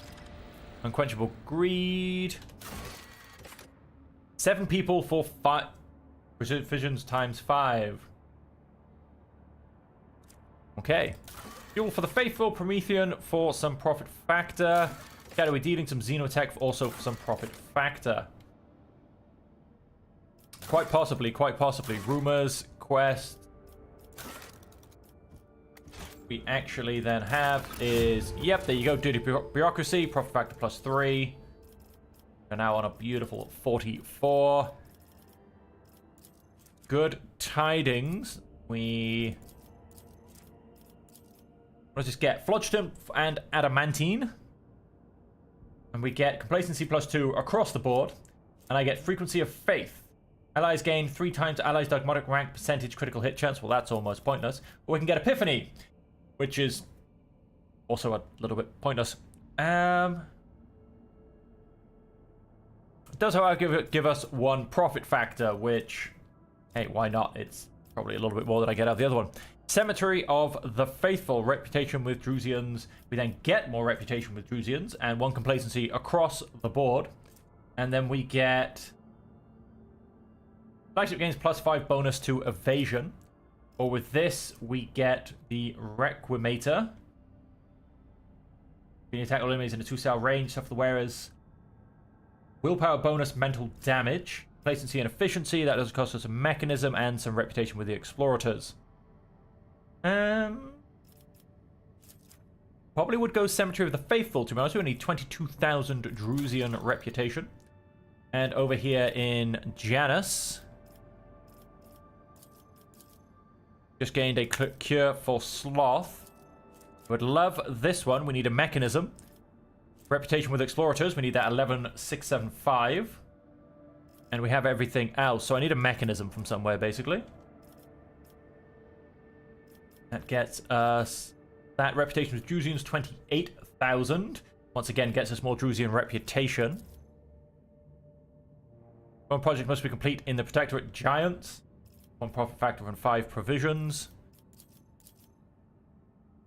So no, I mean, the Science of Virtue, we will get this when we get more Drusian reputation. But, I mean, Foulstone also got us that Drusian reputation. Will help. We need to get 22,000 first, though. And I think I did want to go Bonfires of the Righteous. Touched by Holiness. I mean, gets me to complacency. Do I really need... I do need an increase in my complacency, really. So, do you know what? We may as well. I also need an increase in my efficiency. Let's go ahead and execute that, because we do actually need it. And then for these ones, yes, I wanted this, which is a reputation with the explorators. And for these ones, we're going to get the science of virtue. All I need is some more Drusian reputation. And the reaping I cannot quite get yet. Okay. That's all of those. Ancient bunker. Yes, of course. We haven't done that yet. Let's come and warp travel up to here. Endless officer reports the hum of ancient machines. Oh. Why, hello. What would be going on here? And I think I actually, when I got to the planet, or the system down the bottom, I don't think I did a warp navigator scan. I think I might have to quickly pop back down there. I do apologize. But it's always worth doing to get the extra navigator points to help you move around more efficiently and easier. Let's see what this buzzing on my bridge is all about. Oh. I really should read these things a bit better, to be honest. I always just think they're a random warp thing, but I should probably make sure. You posed a question to me not long ago, Elentak, and now I am here to present you with my answer. With full grace, Iliad emerges from the shadows of the captain's bridge. Her face seems to glow under the lumined light, her expression slightly more pensive than usual. My receiving hours have long since ended. You have got my complete attention. Then listen closely to my answer, Elentak. You may struggle to comprehend what is to be said, being accustomed to reveling in your own might and skewing the world to suit yourself. Pitch your understanding not towards my words, but the sense that lies hidden in the shade of their sounds. You try to split the world into pieces, to fragment it, into light and dark, truth and lies, self and other. But I see the world as a single whole, and in this lies its simplicity and complexity. It is not enough simply to see the world and hear its voices. You must understand it. Think of the Lilithan, the world on which our paths crossed. What is it truly? What is its essence? The Lilithan's magnificence comes not from the green of its vast forests or the depths of its waters. Its beauty lies in the word, in the way it dances on the tongue. And even you, Elentak, can sense it. Try. Say the word slowly, delicately, casting aside all stray thoughts. Feel. Perhaps then you will see.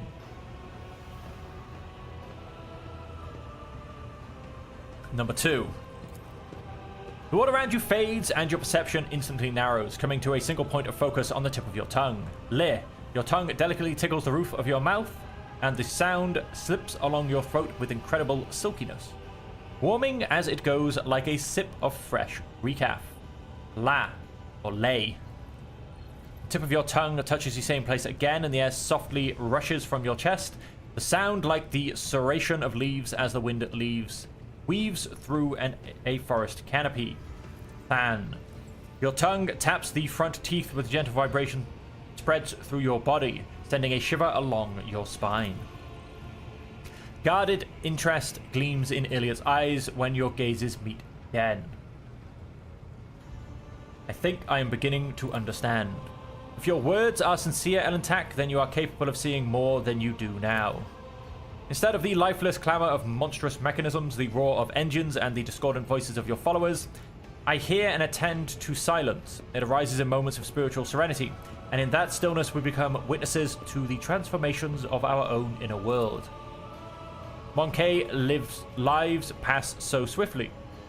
You rush through them for the sake of a chosen goal, but thoughts of transience and loss frighten you, and so you drive such thoughts away and drown yourself in the daily tumult.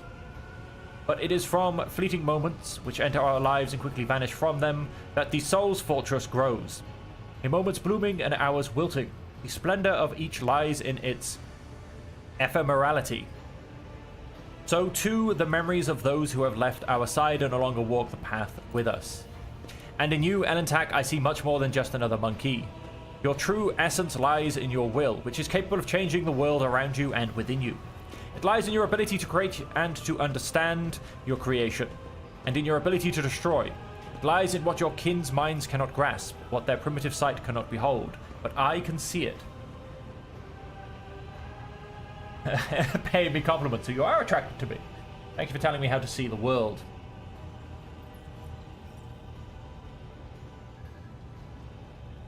Never expected to hear you say such things in reference to me.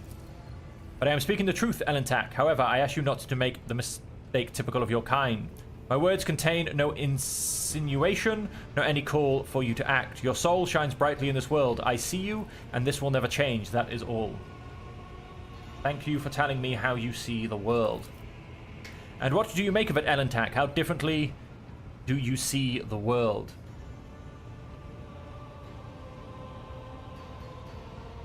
I see only one beacon of hope, and that is the God Emperor. I try to turn my attention to that which delights my ears and my eyes. I also see something greater in the world around me, something deeper than the outer guise of things. And what does that mean? Elliot asks, with all of attention focused on your words. The uniqueness of every creature, everything, and it pleases me. The world is full of random occurrence. I recognize this and surrender myself to the courses of fate.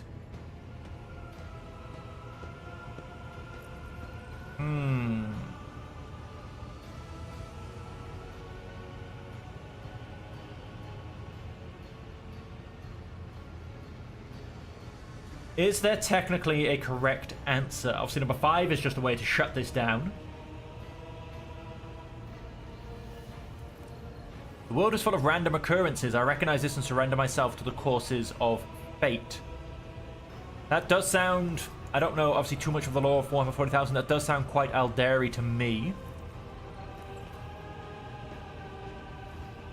The suffering of those around me, and it compels me to act. I mean, that I feel like is almost in tune with the character I'm trying to play.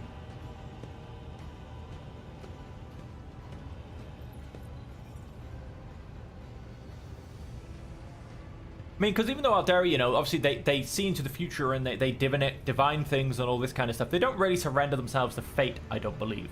That's the whole point of, you know, you always find an Aldari meddling with something somewhere. Compels me to act. I'm going to go for that one, I think.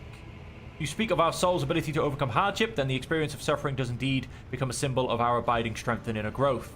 And it gives hope that we can overcome life's trials. Now that we have each shared our truth about this world, I would like to know if your thoughts about me align with those of your kin, Elentak, or if you see me differently. To me, you are a foreign yet beguiling world, Elliot. I hope that one day I will come to know you, and on that day my own world will become much deeper. Your appeal is unusual. It springs from within, evoking disquiet and a craving to know what is hidden from my eyes. I'm not attracted to you in any sense of the word. I try not to think about you at all, and I order my crew to do the same. You are beautiful and alluring. I like you. Seems an intelligent and highly dangerous being, an ally at present. My own world will become much deeper. Elliot goes still and looks at you intently as if seeing you for the first time. It seems there are many facets to your soul that I have not considered, Elentak. Interesting. I accept your answer and thank you for speaking with me. This is the first conversation on board this vessel that has truly brought serenity and joy to my soul. There you have it. Gonna... Boat 3, do you copy? Finish the cleaning and return to the docking station. Jump back to the Cronus Expanse for now.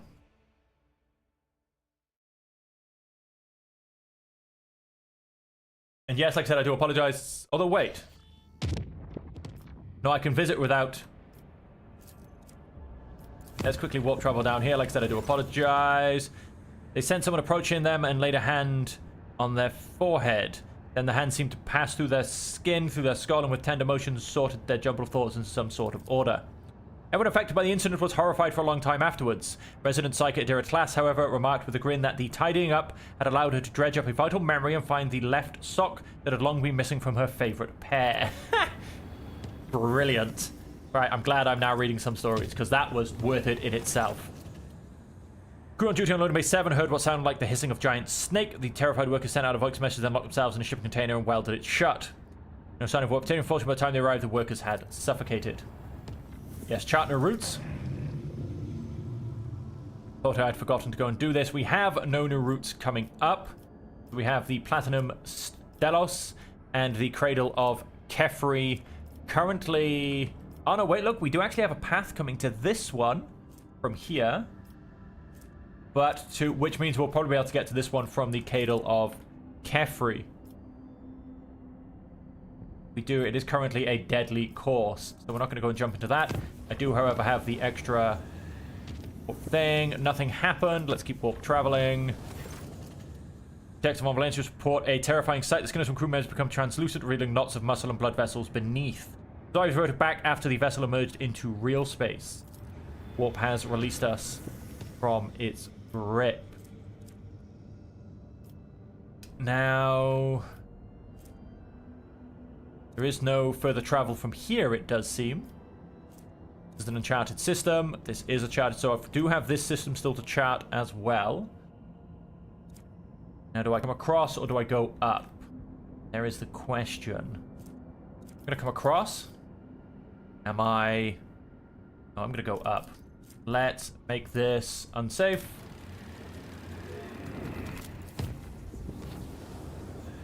It means, if anything, we just get mild incidences. That's why I make them unsafe.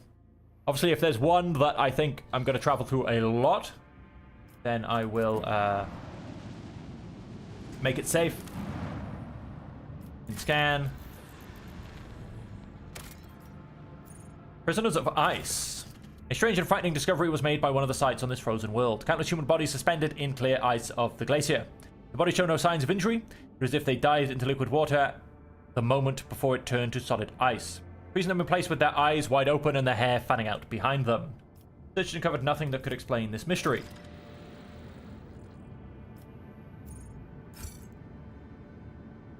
Huh. Can't just, like, free them? Let's go explore some unknown ships. Who and what do we have? Okay, nothing apparently. Oh, here we go. Now we're in it. We have an Imperial Navy squadron preparing to engage a pirate mob. The forces of both flotters are comparable. Do you wish to intervene?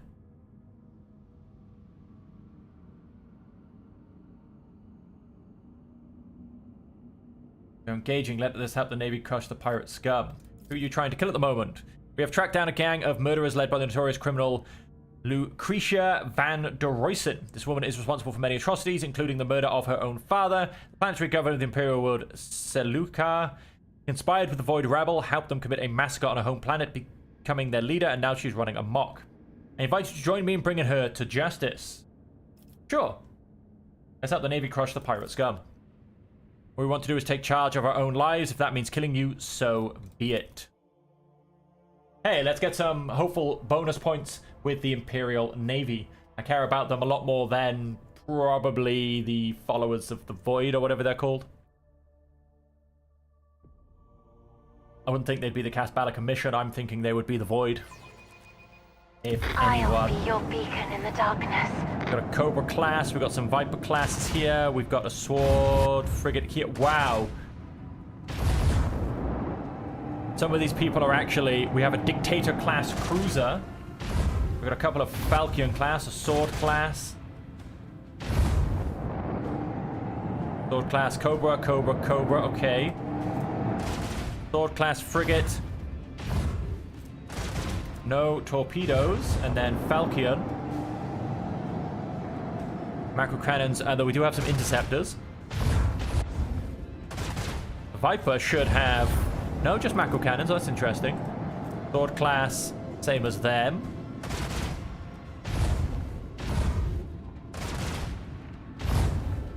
I wonder where I'm coming in from.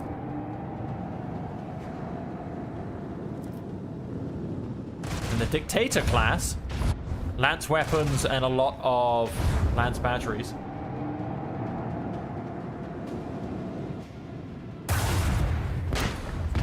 Woo!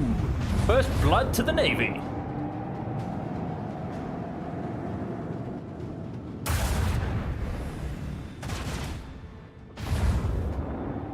Can he get off? Come on, surely you can get the left side. Not if you turn that much, you can't. Oh, looks like second blood. No. Not second blood to the pirates. There go some interceptors, however. Everyone's still standing, and that's all it takes. Remember, guys, even if they've got 5 health or 10 health, they will still do damage if they are still standing. Fury interceptors. Oh, that was quite horrible. We're gonna have some more being launched. Imperial Navy still standing. Here comes some more Starhawk bomber wing. Fury interceptors. Ooh, second blood to the pirates. I'd say the pirates are potentially winning this as well. They seem to be doing a lot more. Third blood also to the pirates. Evening it out for the Navy. All right, all right, all right. So, I mean, that was quite a lot. We still have 2 Falcon class and 2 Sword class for the pirates, along with 1 Cobra destroyer. And for the Navy, we still have the Dictator, 1 sword class, no, both its sword class, and only 1 Viper destroyer. So I would say the big ships are comparable. However, and so are the small ships, actually, to be fair. However, because of the pilots, the interceptors, I think that puts the pirates at an advantage. So we're going to come to here and launch our torpedoes right in front of us. We're then going to... I'm actually going to try and take out this... If I can take out this sword class frigate, I would say I've definitely turned the tide.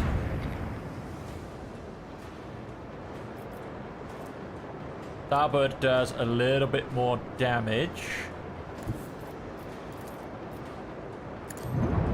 Yeah, I don't think I'm going to quite get to taking him out. Detecting a vulnerability in the enemy's defenses. I'm going to go 1 forward. Upon the seas of void. I'm going to improve my starboard shields. Now, fortunately, everything that we've gone and done damage here, it's not facing the Navy. But we'll hopefully get a good hit in next round as well. Yep, improve those shields. And more to the point as well, I'm taking fire away from the Navy. There's that. Wow, he's running. He's out of here.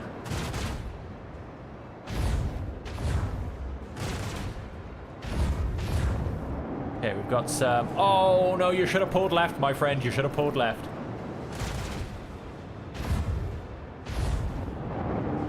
Okay, shields are starting to come down kind of across the board.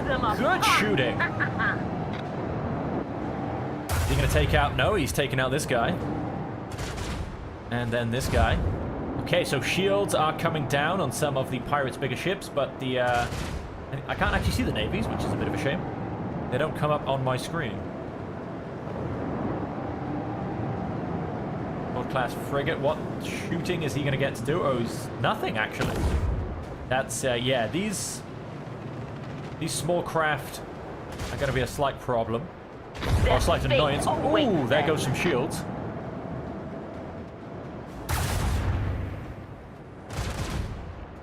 Yep, against good, strong shields. That's fine. These guys are both getting out of here. Starhawk bomber wing. I think that Viper class is... No, it's going to survive. Oh, beautiful! And so it will be with anyone who stands in our way. Sword class and their last small support vessel is gone. We've simply got 3.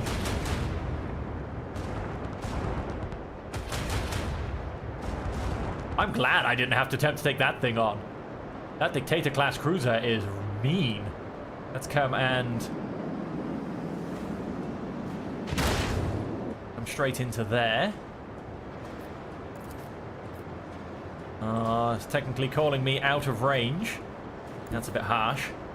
Let's simply turn. Fury. The target's void shield has been weakened. Void shield no longer exists. If I come here, Should be able to keep firing, basically. No escape pods detected. No emergency beacon detected. Yeah, that's been destroyed. Survivors detected. Okay, he is... The last Falcon class is almost finished. And he has this one sword class in the background. But the Navy has definitely had things put in its favor. Oh, that Viper class may not get to live. Its supportabilities are very much coming down. Although if this sword class can... Nope, didn't get the shot off. Detecting a vulnerability in the enemy's defenses. Oh, yep, get yourself out of here behind this ship. Although... Is it even going to get through any form of shielding? I don't think so. Rear shields? Bad angle, but able to get the Fury Interceptor on the other hand as well. She can... Look at this thing, it's not even through its shields yet. Hull integrity 250. Shielding started at 140, and that's just his 4 shields. Its other sides were probably stronger. Fade into nothing. Look at this ship. I want it. I want that ship for my home. Think of swap.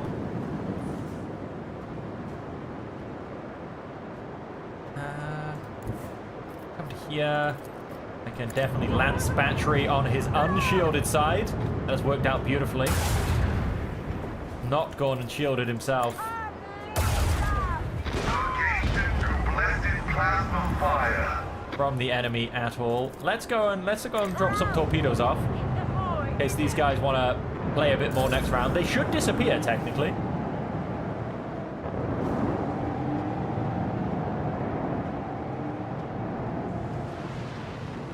Yep, they are now running, technically, because they have no home ship in this fight anymore. Victory. We have reached rank 3. We got... Fighter's Deck Fury Interceptors. Ooh, I don't think I actually got any form of launchcraft in the last playthrough. Energy cores and ancient machinery. Okay, let's go to the upgrade screen. We may as well do this whilst we're here. Or maybe we can't. I think it might actually be just pulling us back to... Yes, it is. 1500 reputation with the Navy. That's a great thing. Chirigian's Vow. Whereas toughness is increased by +5. Thank you for your cooperation, Rogue Trader. The boarding party has captured Van der Roysen. Perhaps the poor girl has simply fallen under a bad influence, and so I will personally see to her re-education. The reward for her capture is yours as promised. In addition, I am enclosing a particularly valuable trophy as a token of my sincerest gratitude. I wish to keep that captive. What? No, she is mine. You want her? Then go get her. I just threw her out of the airlock. I have already lost too much by chasing her, and I will not fight a rogue trader. Good day to you. Well then. Yeah, she dead. Let's do that upgrade now. Expeditious reload is always a good one. Overloads the enemy shields, redistributing them with the weakest side facing the flagship. Shallow jump is also a very nice one to have. Macro cannons that were fired during the acceleration phase can be refired again.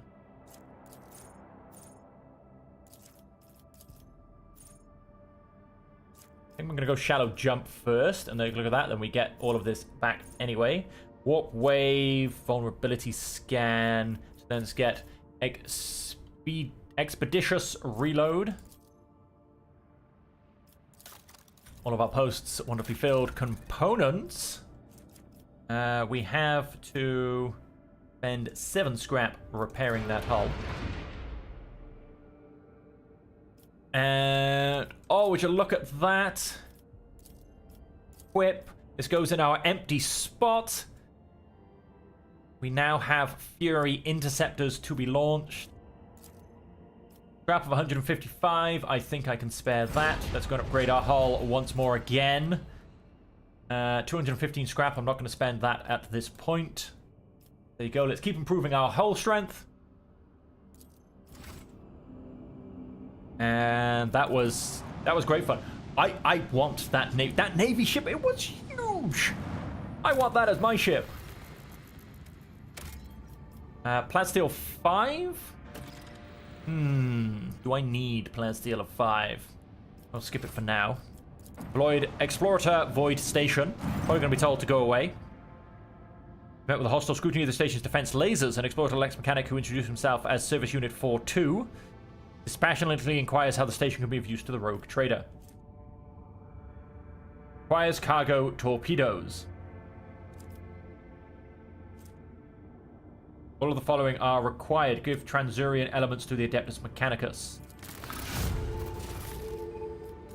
We got ranged weaponry cargo instead. Station thanks Rogue Trader for her cooperation and presents her with several containers of unused reserves as a token of its gratitude. Throws a trade of resources. Confirms that the station requires rare transurium elements or natural gas for research of an undisclosed nature. So I assume I can keep doing this. 1 profit factor gained. Okay, we're going to leave now. And I assume I will simply keep getting 1 profit factor. It's not a bad trade. Do you know what? I'm going to go and get this plasteel. It's 5 plasteel. It's pretty good. We'll go and grab it. Then map of the Coronis Expanse. Let's make sure I scan for more navigation routes. I don't think I did that before jumping in. No, I did not. Let's chart more routes. I don't know if we just discovered that planet, but we just discovered a way to get there. And Latosian's Passage. Well, let's just keep following the easy route for now, to be honest. This warp route is unsafe. As for emerging into real space, the vessel shuddered. An unidentified Leviathan had emerged from the roiling warp, wrapped its tentacle around the ship, and started squeezing, trying to crack the hull like an egg. Trust in the navigator's talent. Navigate inside, gain 2. Beautiful. Ship navigate to engage in the warp monster in invisible combat by giving orders from the Sanctum Navis. By following the Astronomicum's guiding light and struggling against the mighty alien will at the same time, the guide managed to pry the void vessel from the nightmarish creature's grasp and execute an emergency translation into real space, with minimal losses among the crew and new insights into the nature of warp entities. Very nice. We have emerged. Let's chart new courses.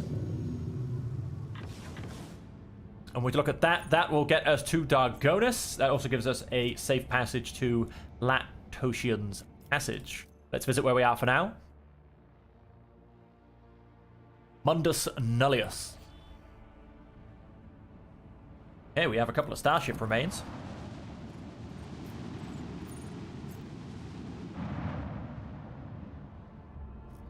Okay, what did we get? No idea. Absolutely no idea. Oh, let's repair the hull. A little bit of damage from the warp entity, the Leviathan. Ooh, a nice cache. Large medikit. Hang on, let's see it. I don't think this is what I'm after. Heals 1 fresh injury. No, this is not quite as good as the Chirurgians. Still very nice in its own right. Again. Not going to go and grab 2 plasteel. Let's have a look at the Hulk. There is detect wreckage of the void ship's vicinity, but the exact nature of this wreckage remains unclear. Look for the source of the wreckage. Yoku reports that it has been registered. No evidence of a disaster that could have produced such debris. Pick up several pieces of wreckage. Some of the wreckage is made of plasteel, the rest is of some unknown material. Studying the fragments further is nigh impossible due to severe corrosive damage. The non-metallic fragments also bear burn marks. Okay. You can scan. Nothing on the big gas giant. And then on this last planet of symbol, funny symbol, and symbol. We have, we do have something. Valley of Sleep. Crews discovered a hidden valley littered with thousands of animal skeletons. Organic data suggests that some kind of sleeping gas vents here. It's like the animals either don't realize that they are headed for a deadly trap or even come here to die on purpose. Medicae, study the gas. Come on now. After a series of experiments, these ship's weaponsmiths managed to perfect a few different types of ammunition. Oh, we got some gas cloud grenades. And so back to the Coronis Expanse.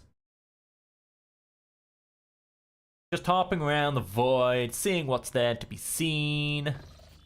Little bit of this, little bit of that. Let's do a bit of warp travel over to here. And then, oh, it did.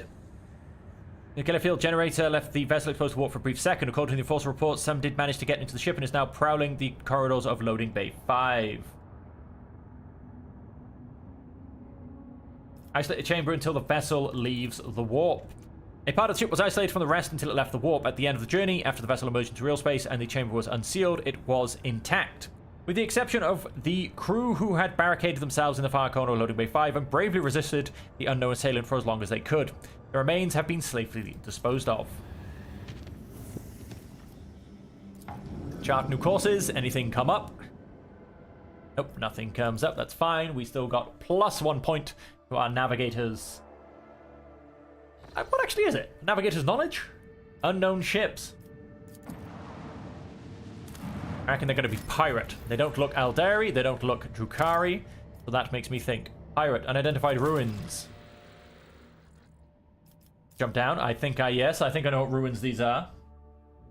They're fun. Put it that way. They are fun. Press any key to continue.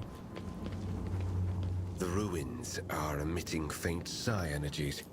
However, Vaguely resemble the architect of a Imperium. direct threat for now. But I advise that we do not linger here. Demolition. We can't demolish that because we don't have any melter charges. That's what we need to go and find ourselves somehow. Remains of an unknown structure are haphazardly strewn about the plateau. Oh, what is that? Is that? We have found a cracked Xeno chest. The small chest made from a strange material has no keyhole at any of their openings. The mercury crystal on the lid is cracked but continues to glow inscrutably. Curiosity sings in my veins. Alright, we have a 100% chance of passing this athletics check. Let's jump in. The Inquisition taught me many things. None are better at searching, but what have we found? We've got a Law of the Warp test.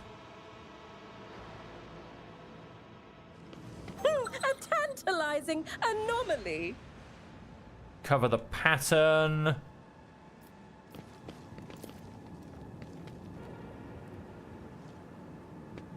Definitely what we found for the first one. What lies? I feel like that should be lootable, but it's just not. Law of the Warp. Kira, you're up.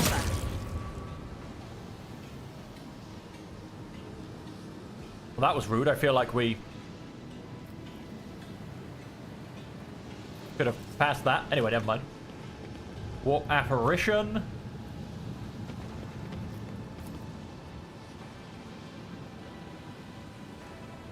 The skeleton is curled up in an unnatural position. It is inside a void suit with a hole burned right through it.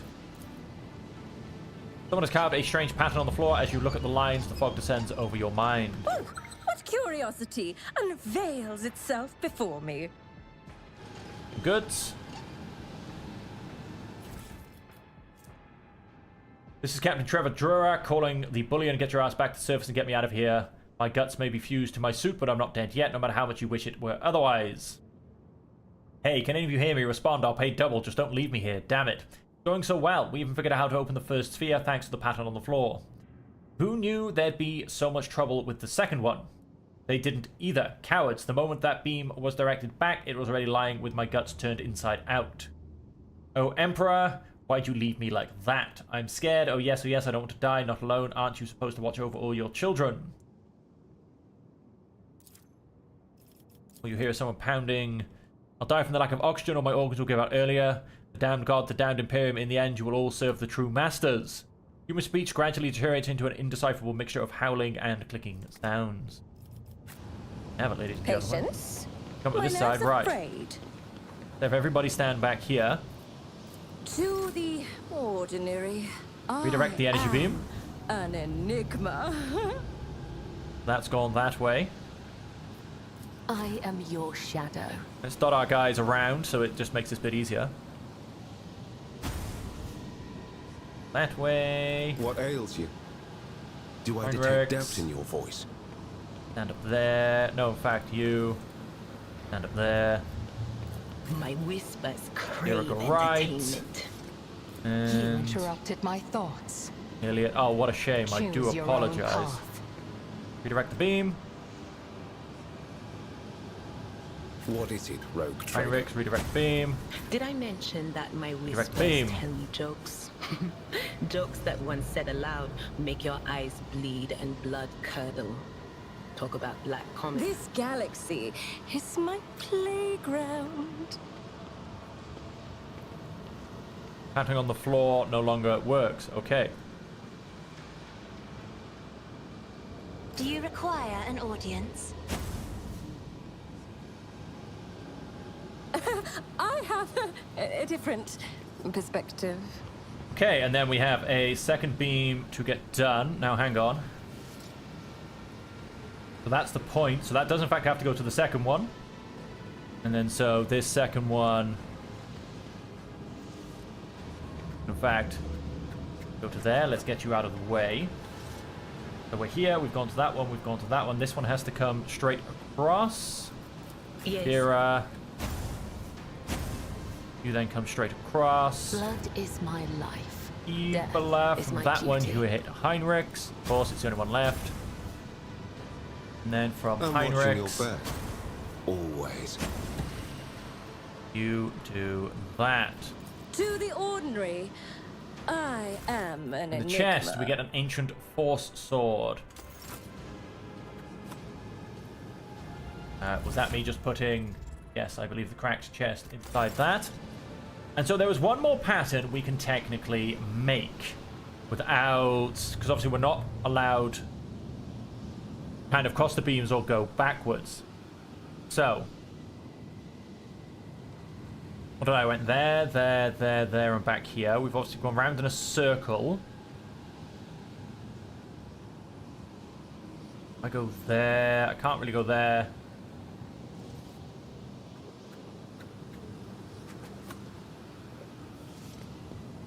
Whoops. Stay up there, out of the way.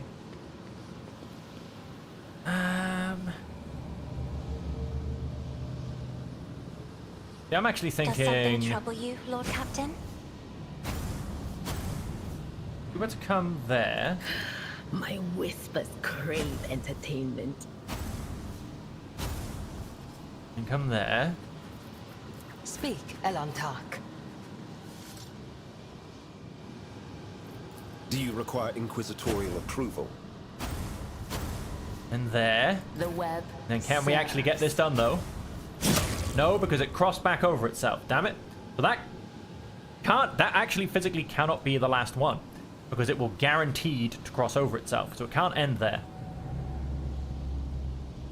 And so...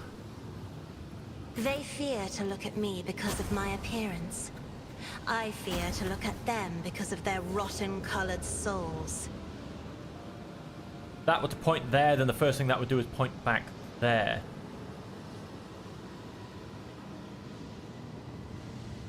So... Yeah, if I redirected that there, and then the first thing that would do is shoot backwards, which makes a problem. So this, in essence, has to shoot to one, has to come from one behind, and then shoot to one afterwards. If that makes any sense.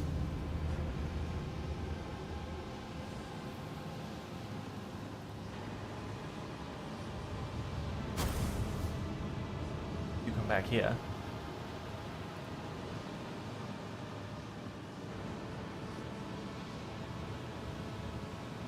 If he was to shoot across, that could shoot there, and then that could shoot back. I think that's a new How may I pattern. serve the dynasty? Whisper People are... and be heard. And I think this is going to work. The songs of my ancestors. Shoot there, that's speak fine. It can of shoot there, that's stars fine. And then long it comes into this forgotten one. And worlds long gone.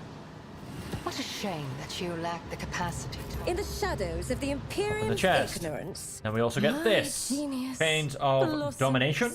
Oh, how they fear the brilliance And that eludes their narrow. Balsite oh, how they Veil. fear the brilliance that eludes There you their... go. We managed to do it.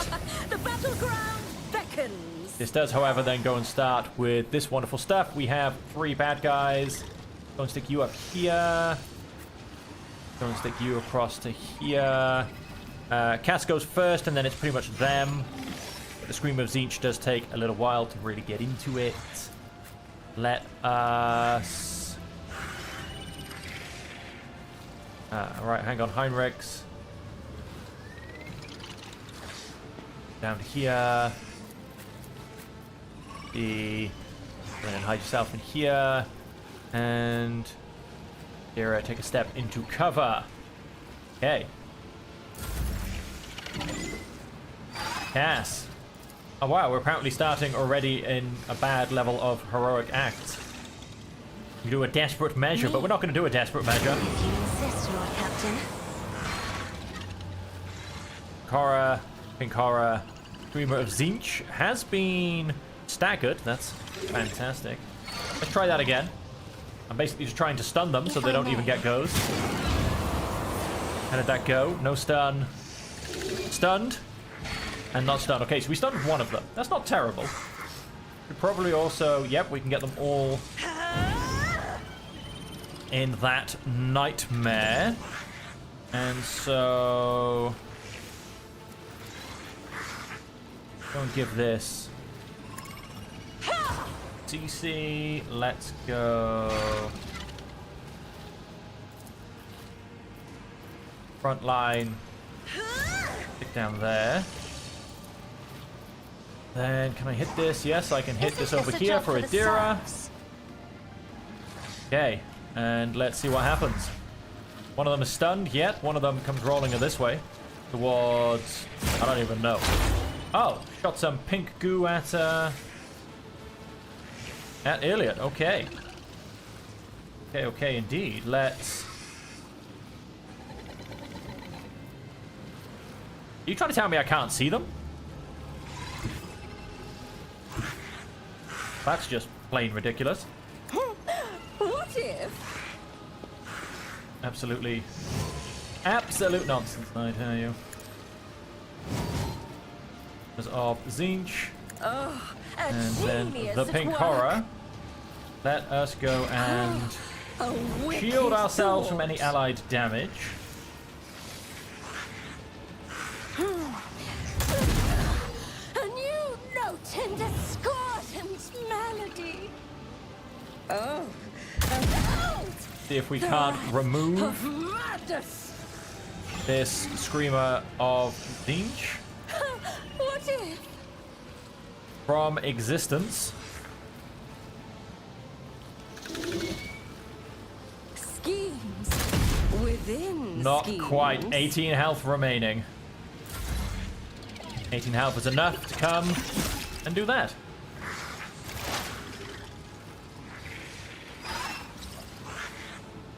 Then the big question is... Yes, let's take a few steps back. And... I understand your intent. Pull the bolt. Let's over-penetrate.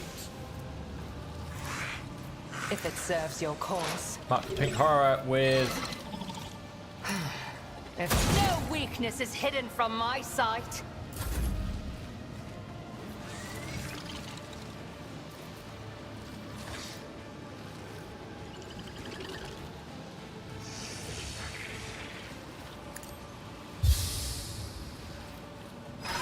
Some words of encouragement from the Emperor. Gonna make me a little bit stronger. Go and kill this thing. It parried. It freaking parried. Go and heal yourself. Naturally. And...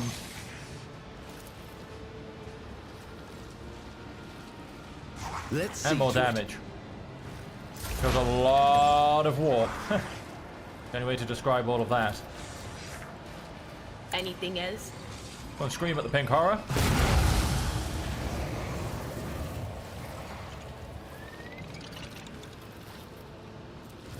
If it serves your cause. Spot. Of course, then the blue horrors are going to go straight away. This tedium is beneath me.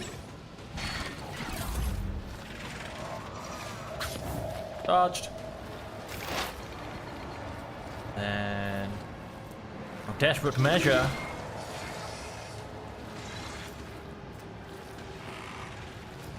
Does not ignore friendly targets, basically. So Heinrich would be very dead, I imagine. Sensory deprivation on this guy.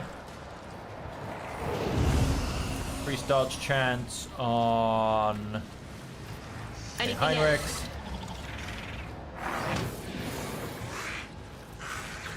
And let's mark. Was that you? Pink horror. Anything else?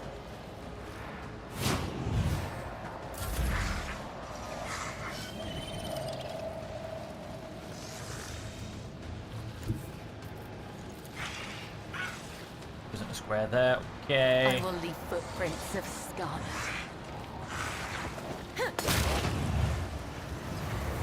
Damn it. Will do.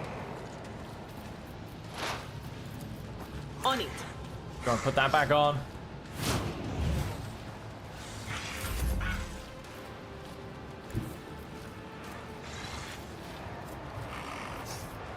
The shadows will see it done. Low momentum. Low momentum. Why do I lose momentum? For a random reason. So my momentum is basically... As honor ordains. Oh, I didn't actually need to do that, but never mind. Dodged the last hit. How dare he? As the tenets demand. Let's go and splatter the world with blood. Brings me no pleasure. Amazing how much blood comes out of a Xenos creature. The shadows will see it done.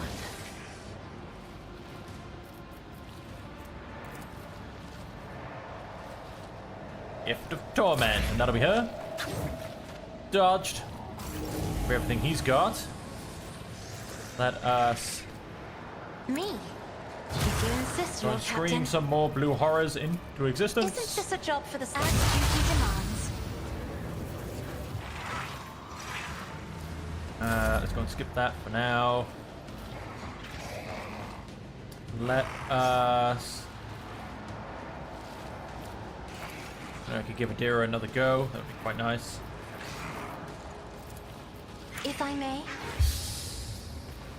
I'm not accustomed to being ordered around. Mend the warp. There you go. Beautiful. There is nothing bad happening in the world anymore. Me?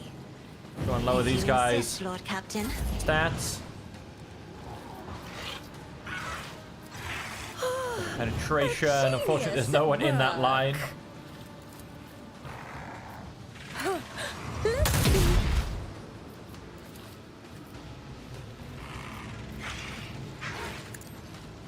You are marked for demise! Yes, he is. Here comes the blue horror.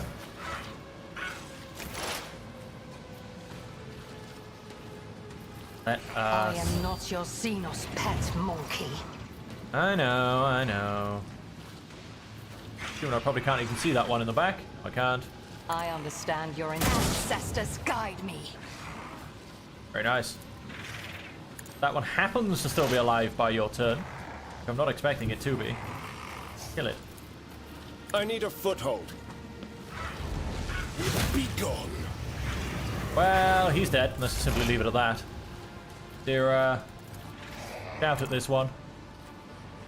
And let's simply leave it at that. I thought it said 152 then. I shall not Like, that's just fail. impressive. Death is a blessing. Come, the other side. Again, it's amazing how awaits. much blood you get out of a warp creature. So there you have it. We have gone and finished the mysteries of this place. We managed One step at a time. to, Amidst the madness. we can't get out that way. Let's get out the way we came in. There. Beautifully done. Let us... Did I get experience for jumping? I did. Can I? I wonder. And this is just a curious thing. I'm not going to actually stay here and do it. Could I, in essence, open up this log? That was a problem for you. No. Easily done. I was thinking, like, could you just stand there and keep gaining yourself 9 experience over and over again? Like, that's ridiculous. No, they have built it into the game. They've stopped people from using what would be a very boring, but very much exploitable thing. What is it? Coming off this part of the world? No, I'll take everybody, please. They will see. Return to that point ship. Yes, they all will After see. having solved a quick puzzle or two. Let's have a look at our inventory. So right, let's come across easiest thing first. 10 bonus to ballistic skill, 15 bonus to perception. Reduces the enemy dodge chance against the character's attacks. Weapons effectiveness is 30 times ballistic skill percentage.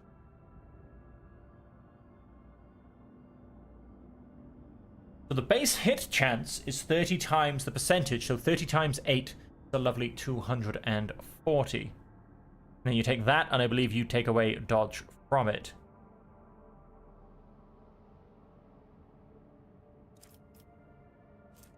This reduces dodge. So that would drop down by 30, and this would only go up by 10. Would, however, boost my awareness skill.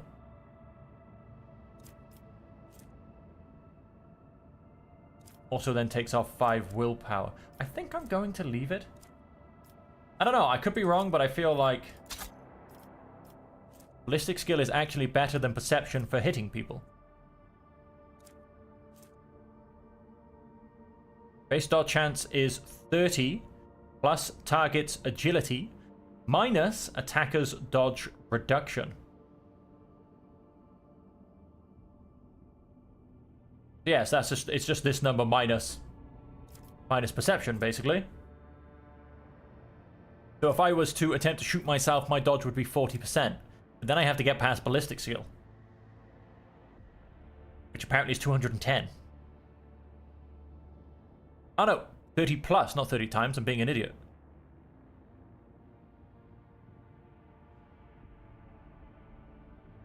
$30 plus ballistic skill.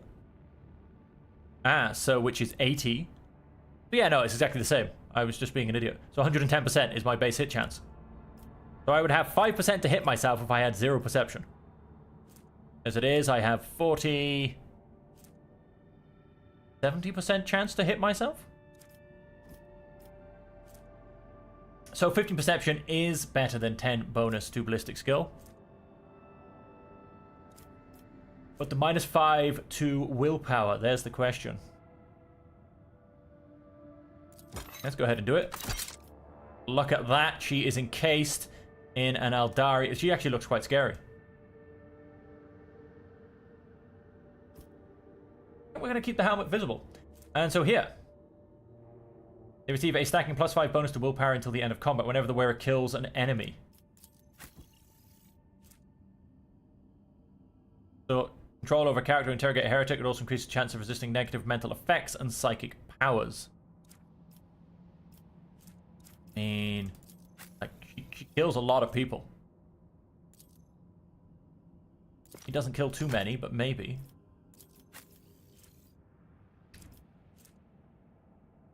Lose a 10 bonus to Law Imperium. Commerce, not as fussed about.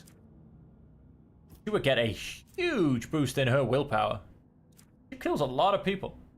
But, one-handed, Ancient Force Sword. Oh, we do love a good Force Sword. Oh, that is a huge boost.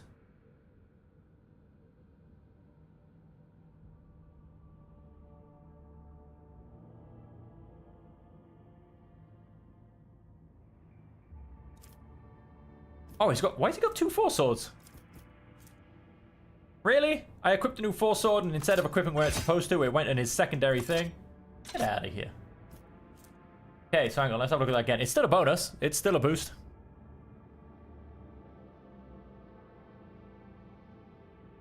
I do like the bonuses from the Will to Live one. No wonder his damage just sucked so much. His flipping Force Sword got equipped in his second weapon set. Info, can we see this picture up? Why can't we just... Why doesn't it show a big picture of the picture? I mean, it's a visual thing, and yet it doesn't anyway. I mean, what a waste. What a waste. Needle rifle. I don't think we're going to use a needle rifle. Let's have a look. And damage is a little lower. It does have a extra shot for if I was going to use my... my heroic act. It does do toxic damage, which... I don't know, that's instead of a Deadeye shot, though, by the looks of it. No, hit chance is a lot lower. Armor penetration is a lot higher. I can probably forego the additional hit chance. You know, let's equip that instead of my nullifying shotgun. I'll have that as an option. And that's pretty much about it. We haven't really gathered too much recently.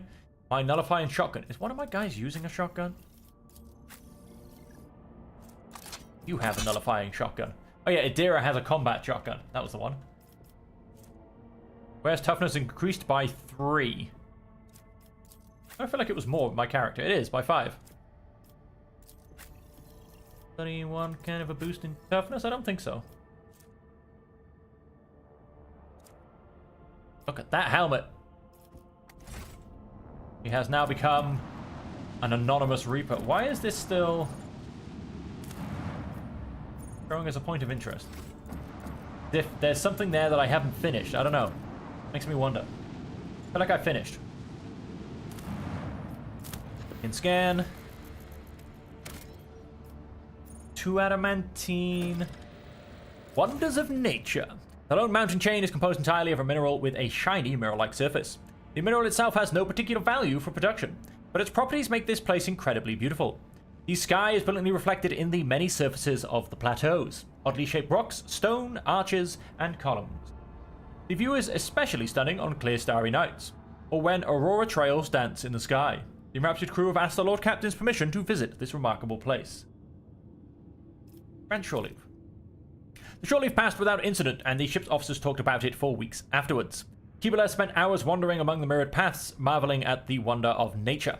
He thanked the Domin for the opportunity to see incredible places so different from the darkness of the lower depths. Kibula was very happy. Our ship is fully repaired. Let's go say hello. I'm assuming it's a bunch of pirates. As soon as you draw close to the unknown ships, it points its loaded cannons directly at you. Several other ships emerge from the shadows of drifting asteroids, tightly encircling you. Captain Xantha LaBouche offers a mocking greeting and a proposition.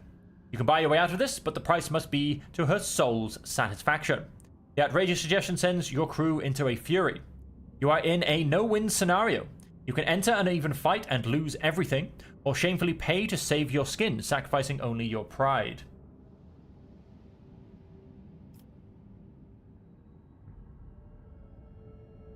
Is it an unwinnable fight? I mean, that sentence in itself terrifies me, because I want to end Grim Darkness mode. I could flee through the void, that'll work. I could simply persuade or coerce them, both of those will probably work. Or I could simply attack first. I'm going to attack first. This could be a horrible idea, folks, but hey, let's see what happens.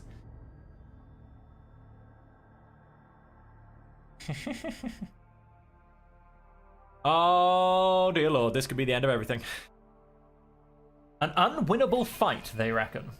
How many ships am I up against? What quality of ships am I up against? The whispers sound distant. There's 4 people. The future okay. is uncertain. A Falcon class, a Cobra class, which is just a little, a little gnat in the sky. We have another Cobra class over here, and another Falcon class, which has a Sunhammer Lance battery, some torpedo chews, and a macro cannon battery. Okay.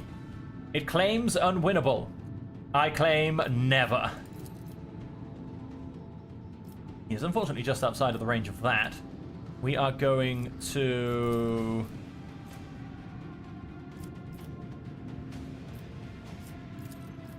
Let's launch torpedoes first. Commence torpedo launch! Let us...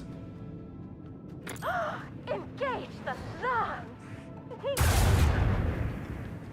Seem far too enthusiastic about this. Unleash the fury! Shields are still standing, which is impressive in itself. I could ram it. That would be an unfortunate thing, I think, to go and do at this stage. Let's go and fire everything.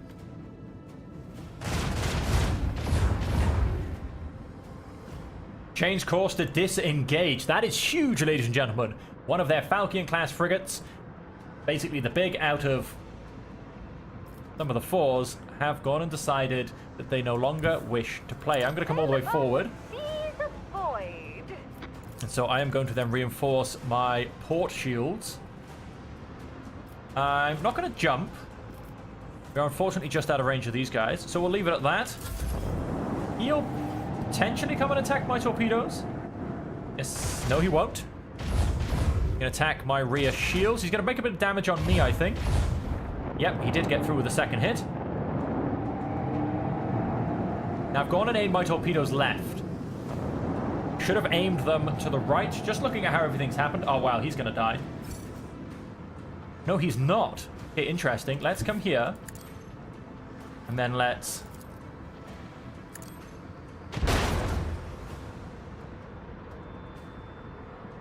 Okay. Unavailable. Can I not launch?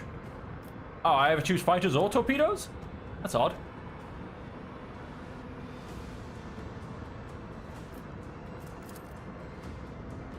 Let's have more of a turn going on. Just outside of range. Lucky is the only thing I'm going to go and call that. Engage the last. Go and... Yes, if I can blow him up, we're going to do a nice bit of damage to this guy.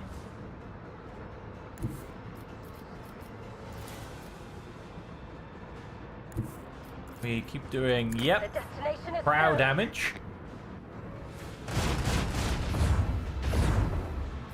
We will change our reinforcement to the starboard side. I'm not going to jump forward. I wish this guy was in range. Guys are both going to be attempting to run. And we will see about getting after them very, very shortly. We might be getting away too far.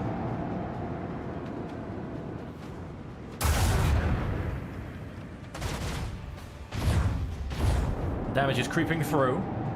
He's nice enough to be running in the right direction, though.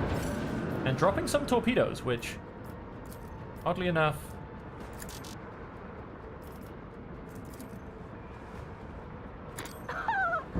Drown them in the void. Fury interceptors. Engage the last. Unleash our fury.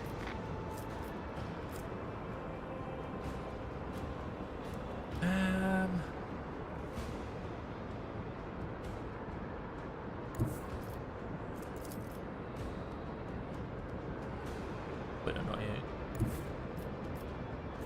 I don't want to quite be that close.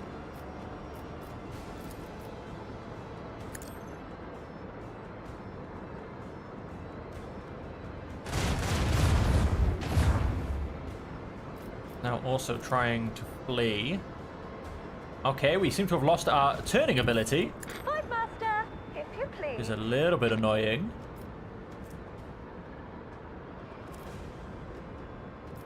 I don't want to be stood where I am because that is a torpedo haven. So let's jump forward. We're going to take a bit of damage, I think. Yep, 10 damage. I didn't fire any macro cannons during the beginning part. Okay, everybody's fleeing. I think the torpedoes might be able to get me.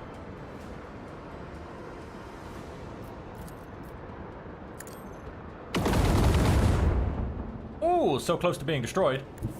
Could have taken out the torpedoes with them, really. Come to here.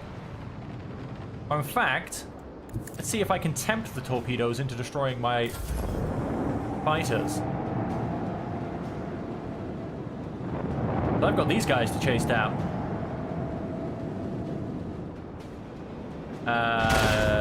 Nope, he actually got destroyed in the asteroids. That's hilarious. Okay, so my fighters can go after that.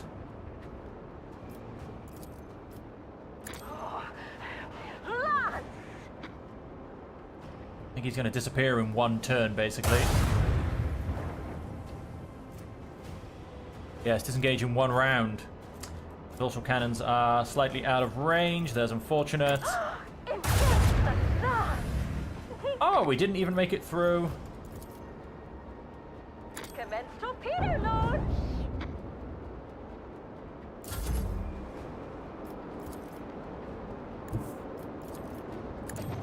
Take this guy out. Nobody survives battle with this void ship. Oh,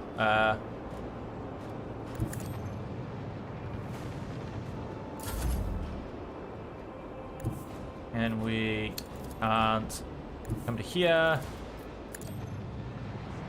and shoot through the non-shielded part of the ship. This guy's going to unfortunately get away. I believe this is disengage time. Yes. No one can outmaneuver House Orcelio. Well, so much for an unwinnable battle, but still. Go and upgrade. Okay, again, we click upgrade, we end up going back to map. There you go. No, we have to go back to the map, apparently, to get into this point. So, allows boost of both abilities of one selected post for one turn. Overloads the enemy shields, reduces them with the weaker side facing the flagship. Also jump to the left.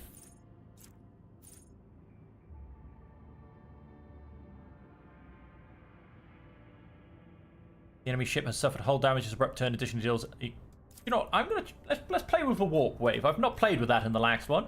Aha, and we do have this. Boarding action is a great one. That's okay, so in essence, everything from premonition up is what we can now play with. All hands on deck. 5 torpedo tubes are loaded with 3 torpedo salvos instead of 1. Duration 2 rounds plus 1 round for every 20 points of the master cannonier's demolition skill. And cripples the ship for 1 round. That's what I do love about this. Most damage takes the flagship shields restores up to 50%. 7 attacks, each of which targets a random enemy in 8-cell range. Can be used once per round. Speed is increased by +2 and the maneuverability is increased by +1. Bonus damage dealt by the void ship ram, based on the distance traveled, is increased by 100%.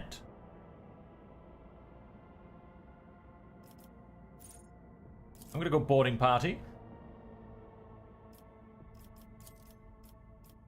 Arc, augury, or vulnerability scan. Go boarding party. Got a very long range.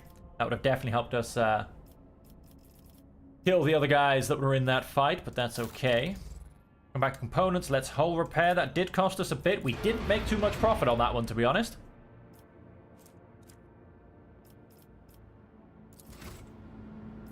And we did get to play with fighters, however, which were really good fun. And so yes, the fighters will definitely be the thing to use against like Aldari and Kari, 100%. I think against Chaos, maybe torpedoes are a little bit hardier, although, I don't know. I feel like... Place is done. I feel like the fighters are just generally quite good anyway. I do love that he also blew up his torpedoes in the asteroid belt. That was very nice of him. We've done our scan. Let's come back to here. 2 workers bent down to take a better look at the flowers and the vines that devoured their faces before strangling them. The bay was then sealed and purged. Okay. That sounds fun. And so we can go to Dargonus. Let's drop the difficulty of that warp travel. Fragments of the Seal Souls give material form. The navigator may either steer the ship past the dangerous region or risk approaching the ragged formation to gain valuable insight. Eee, it goes off Cassia's skill. Let's just not. Gain 20 experience. Chart new routes from Dargonus. Beautiful, we've got the +1. We are now joined to Pallium Solitus and once again to Nama 4 from a different location. Oh, we also have a dangerous route coming down to the 100 Dreams Crossroads. I feel like I'm going to make that a safe route. I feel like this might be one of the bigger routes that we take. Although from where I am here, I suppose I could just chart a course. I mean, it would technically cost me like 6, basically, but I don't know, it's mildly tempting. Just to save a bit of time. We do have layways to Heroku's Rim Station. Save the Aldari survivors. Save the Aldari survivors. and Kiava Gamma. Right, well, we have gone and reached Dargonus, our administration world. We are at the heart of our empire. I can report that the quest for the capital world of the Von Valencius dynasty is finally at an end. Dargonus is straight ahead. We've received countless greetings. Your subjects would like to know when the mistress will be arriving. The merchant captains taking refuge in the orbital docks of Dargonus race to send you priceless welcoming gifts, hoping to buy your favor and make an impression on the rogue trader. Go to Dargonus later. Will be done. I will be pleased to accompany you during your visit to Dargonus so I can personally introduce Achilles Scalander, a servant of the Golden Throne who previously attended Lady Theodora on Dargonus. I am counting on your benevolence.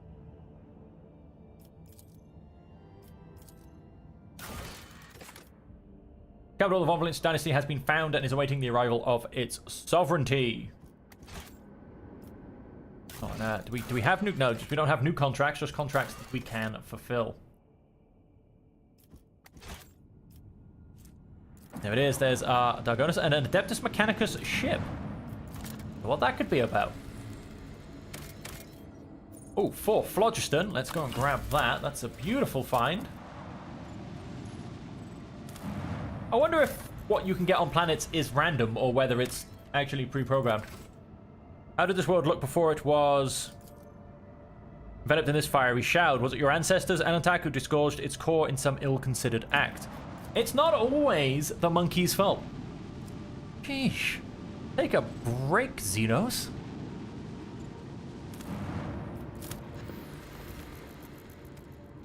And she is just full of spite and blame. Let's go to the Adeptus Mechanicus ship.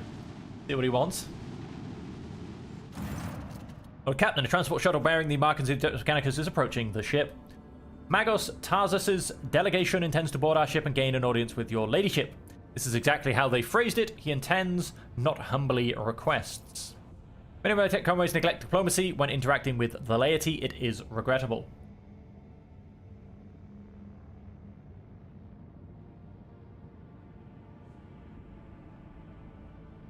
They want. The Honourable Servants of the Messiah have ignored our requests. Such arrogance is hardly trivial. It rather appears to be part of their intimidation tactics. Okay, fine. They can dock at the furthest place. To be present at the audience granted by my tech comrades. Of course. Of course, he has to be present. So does everybody else. I don't suppose I can do the level up. I can't. Oh, Pascal has jumped in. Right, so Elliot has jumped out. We'll accept that. Soldier wreaking havoc on enemy lines from a distance, constantly moving in or out of cover and finding the best angle for another devastating burst attack. Upper decks. Now, soldiers wreak havoc on enemy lines. It's just telling me what a soldier does. Okay.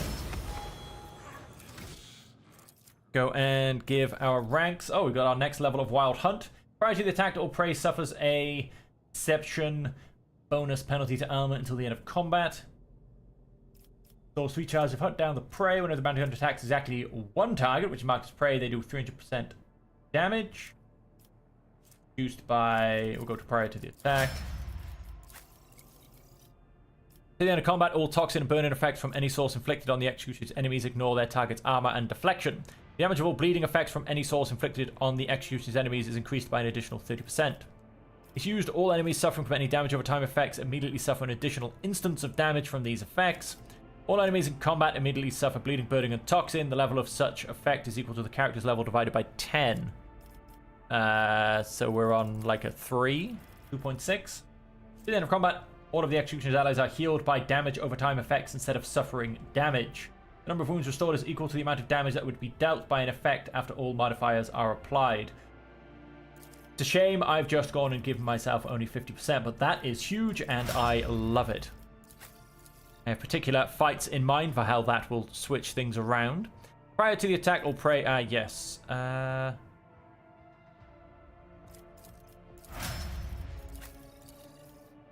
All allies in the selected area also gain 20% to dodge, parry, and armor.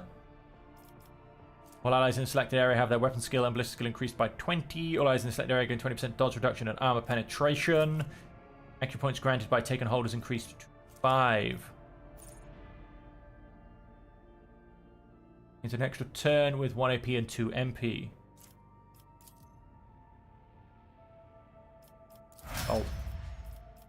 Actually quite powerful. Cannot turn die until the start of the next turn. All damage suffered by the Vanguard is reduced by toughness bonus. And start of the next Vanguard's next turn. Each attack made by the Vanguard makes them a priority target. At the end of combat, all allies in a 3-star radius. At the end of combat, Vanguard gains fellowship bonus momentum for each attack that hits them. So 3 gets an extra 3 momentum for each attack that hits them. Terrible. But we'll go for cannot die. Pascal. Dispatch deals an additional damage equal to 40% of the target's missing wounds instead of 25%. Sure. Sounds like a winner. There will be no peace in my wake. A group dressed in the crimson of the Priesthood of Mars walks towards you. You note that the group is not monolithic. Some of its members are more heavily armed, following a large tech priest clad in battle armor. Others keep respectful distance and cast inquiring looks at their own leader. Despite the hood hiding his face, you recognize Opticon 2-2, whom you encountered on Footfall. The enormous tech priest points his hand at Pascal and lets out a booming roar not unlike factory alarm. Thou shalt not suffer a heretic in thy forge, or rust begets rust. Pascal Hanuman, in the name of the Adeptus Mechanicus, you are under arrest. Diplomacy mode engaged. Announcement: the Adeptus Mechanicus offer their apologies for would like to inform you of the necessity of conducting an operation to detain, arrest, terminate a faulty unit of the rogue traders' territory. Study the 2 priests of Mars. You identify the rare armor and enormous interface he's wearing as Secuta's plated mechanized suit. It carries the imprints of many battles and has markings that announce its status as a relic. Some of the armor's damage looks fairly severe, to the point of endangering its operator.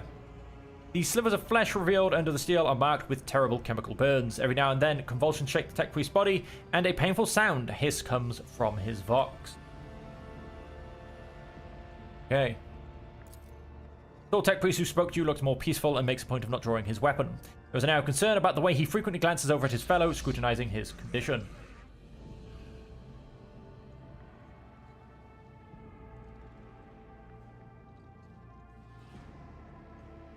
What charge? Accused of stealing personal identification codes, spreading tech heresy on the world of Kava Gamma, and making an attempt on the life of a servant of the Omnissiah. Before the unit will be removed, in the name of the Omnissiah, I condemn you. You are malfunctioning, tech comrade. I deem your logical conclusions questionable. The statement is false. Tech brother Tarsus Hanuman is willingly undergoing holy torment deterioration, which, however, does not critically affect his cognitive capacity for data analysis. Unit calling self Pascal Hanuman, we have information that implicates you, having learned that you are a member of the retinue, a maintenance specialist in the service of a rogue trader von Valencius. We have come here with the goal of meeting you, intercepting you, engaging you in combat.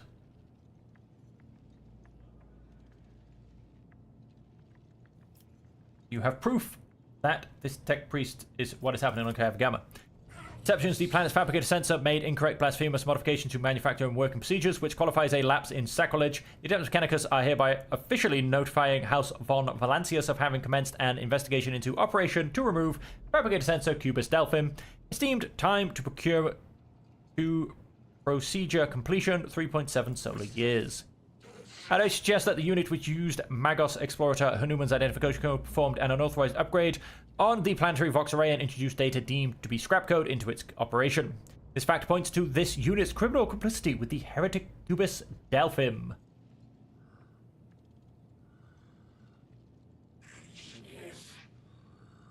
Do you have proof? Confirmed according to the archive entry 1E99237. Magos Explorator Tarsus Hanuman served on maintained the ship identifier classified in the capacity of a reliquary caretaker. He sustained extensive damage to both the organic and sacred part of his body in a series of sacrilegious breaches of the right of operation and assassination attempt. Owing to a statistically fortunate coincidence by the Omnissiah's grace, enough of his operation capacity was preserved for him to don a Goliath model sacred battle harness which would preserve his vital functionality. Archive entry personal data sealed by the captain of the unidentified classified. For vengeance I thirst as I tread the path of vengeance. Followed by a blasphemous miscreant's bloody tracks. Analysis of the security system showed that assassins heretics infiltrated Valkyrie using Tech Brother Tarsus' unique identification code. Someone had stolen duplicated Brother Tarsus' identity, which is grade 3 transgression. And the unit making the allegedly criminal claim of being Pascal Hanuman is known to have previously used, edited, and stolen the code.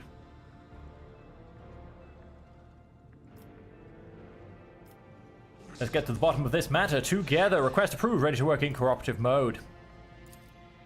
Archiving. Tech Brother Tarsus opposes lay participation in the investigation search of the truth. The unit Opticon 2-2 advises in favor of the House von Valancius representatives' participation request. But without any justification stands in breach of the law and my privilege under the warrant of trade.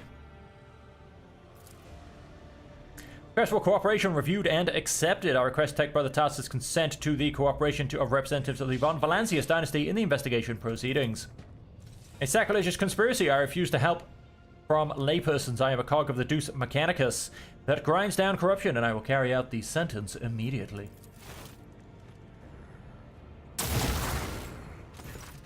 Pascal freezes, but green sparks light up his visor. He extends a hand towards Tarsus and replies in a clanging voice. Let the cycle be discontinued. You realize Pascal's words are coming from both his own vox and Tarsus's. Then every sensor on the Executioner's battle harness lights up at once, blindingly, and the wounded armored Leviathan lets out a deafening roar of pain. Attention! Prior notification. Service unit of the Kappa Thread Supply Line are unauthorized to confront the rogue trader. Command, retreat, and reinitiate negotiations.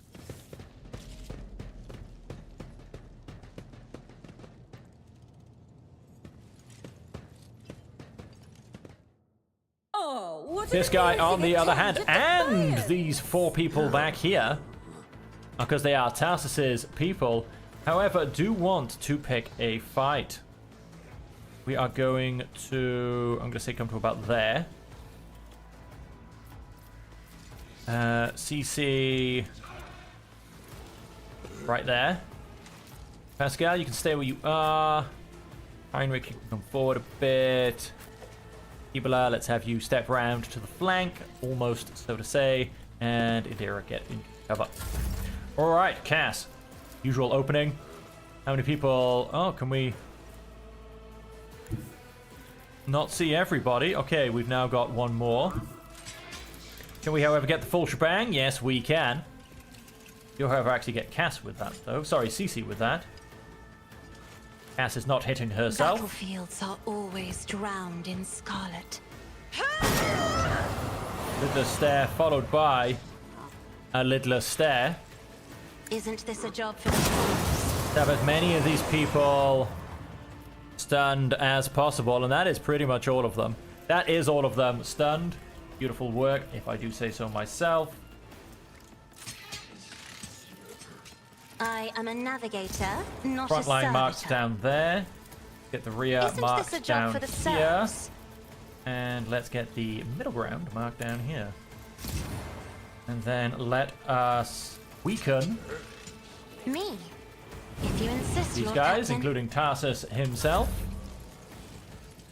Right.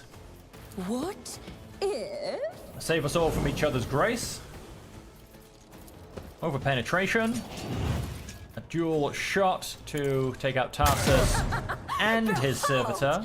The wrath of madness! Look at that, we get an extra shot as well. Another one is shattered. Servitor dead.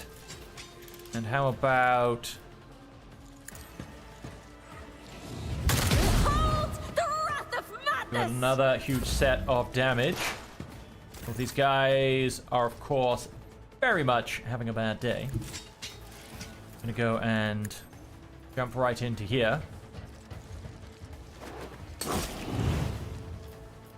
Increase damage. Do in fact have... As the tenants demand. Go and get those temporary wounds. Trust me.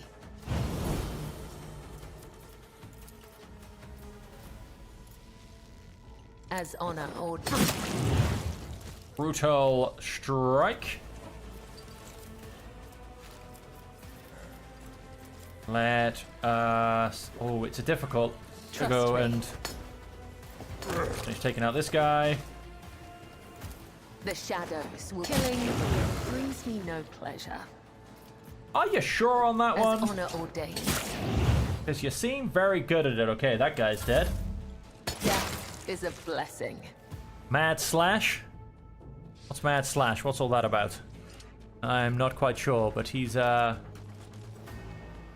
having a great time. Go and aim for the servitor. Let's take him out. high momentum. Go and But of course, make my Lord muscles big and Captain. strong. Priest resolve. I'm gonna go and psychic strike the guy. We got him. Someone's death wish is mine to grant. And that would be the end of that fight. Perfect.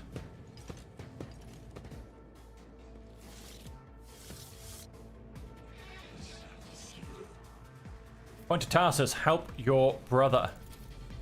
The unit that called itself Tarsus to Newman is dead, has been disabled. This material asset is beyond a restoration or reuse as spare parts.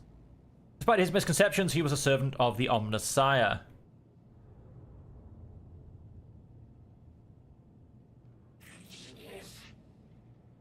Sorry you had to kill a comrade. I also regret have negative assessment of this event. Yet Mechanicus has accused the unit identifying itself as Pascal Hanuman of criminal theft of a unique identification code. Unlike Tech Brother Tarsus, I am not authorized to immediately arrest or execute the unit, but neither am I authorized to drop the inquiry.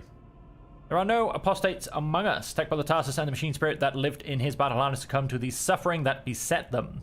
Their judgment was rash and erroneous. Now their torment is over. I declare them martyrs, and I am requisitioning Tarsus Hanuman's neural augmetic for the purpose of preserving his blessed memory.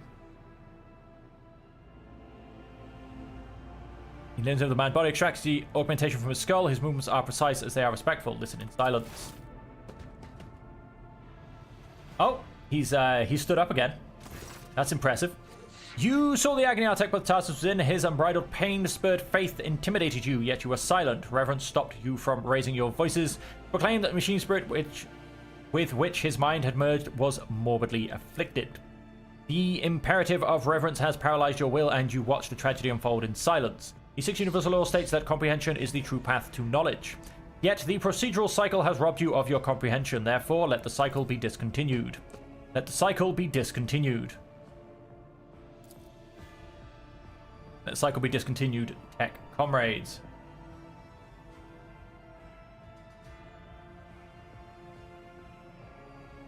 You may remain aboard my ship. Request denied. The Kappa Thread supply line delegation is leaving Dargonis. Express gratitude for the hospitality ceasefire. Proclaims its intent to return to Footfall to resume performing its regular functions. End of the dialogue. And there you have it. And he falls over once more. He got a beautiful Omnissiah's axe. Come back and loot these four as well. Got a power sword. And a couple of rebel sniper rifles. Got any goods to pick up and steal from my own ship? It doesn't look like it. Let's just go back to the Void Ship Bridge. And what comes next? Now, I'm going to take a moment. I need to take a drink. Not what I'm going to take a moment to do, but I'm going to take a moment to do this as well.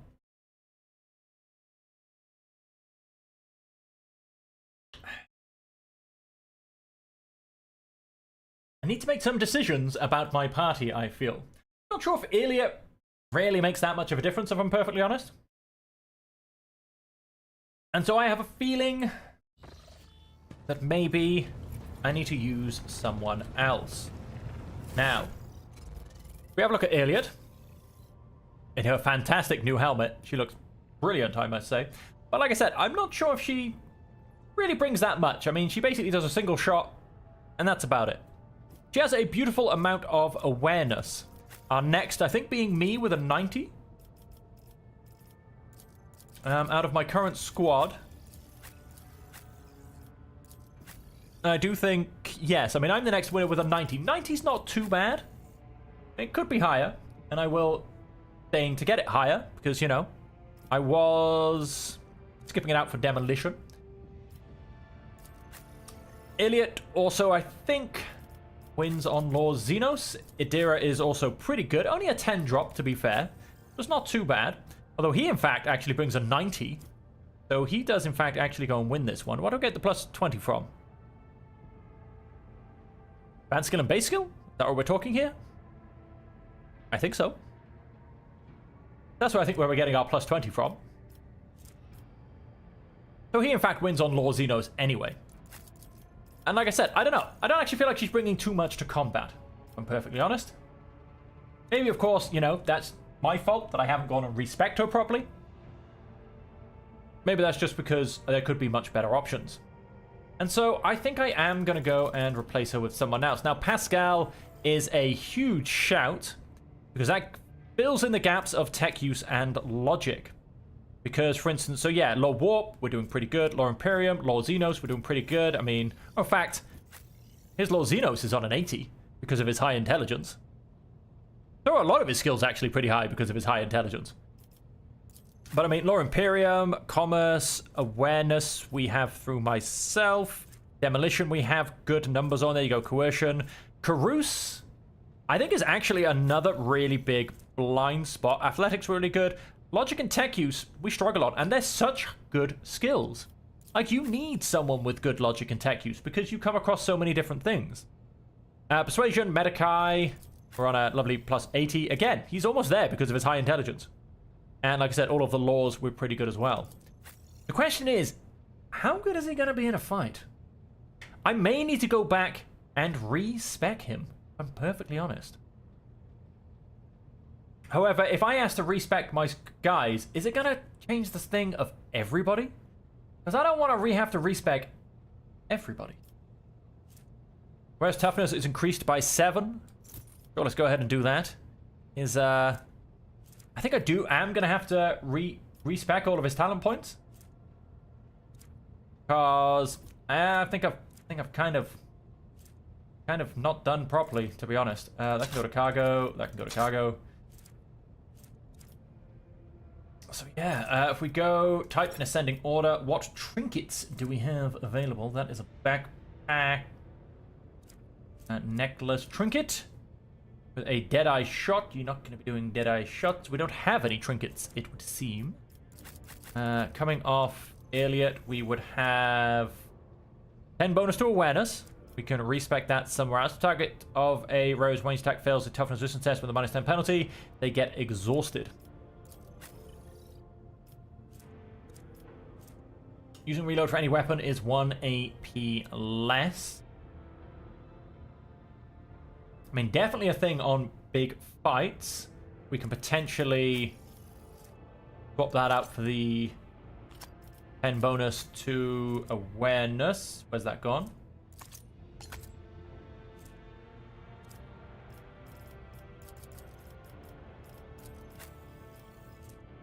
Plus 14 to the Medicae skill.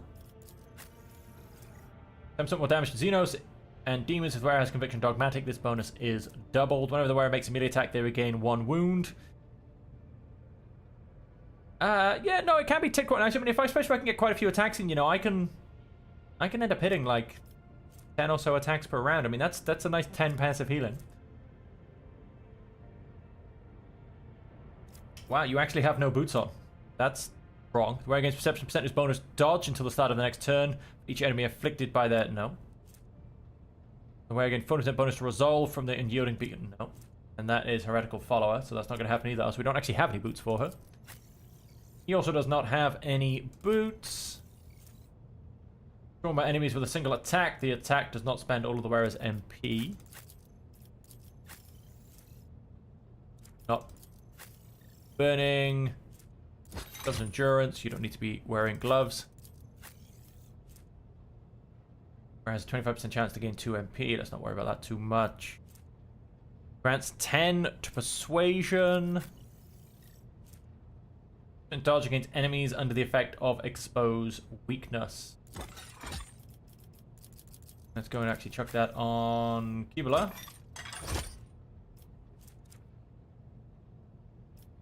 Okay. Don't really have much to give Pascal at this point. Fortunately. Gonna reload for any weapon. Wrong with that, really. Bolt pistol can now go to cargo. Plasma pistol can go to cargo. Cargo. Sword can go to cargo. Cargo. Amazing how easier it is to... Ah, I took off his Biomancer's staff, didn't I? That's what disappeared from this.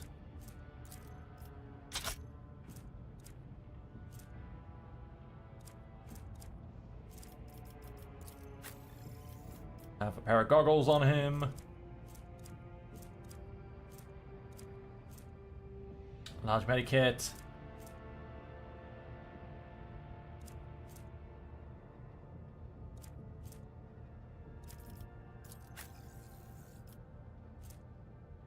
As combat medicar field make talents, the amount of restored wounds will be increased by the bonuses provided by these talents.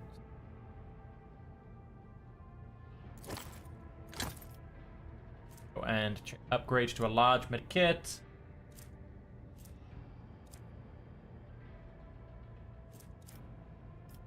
Two flamers here. We have a normal flamer that can just here. Long las and here.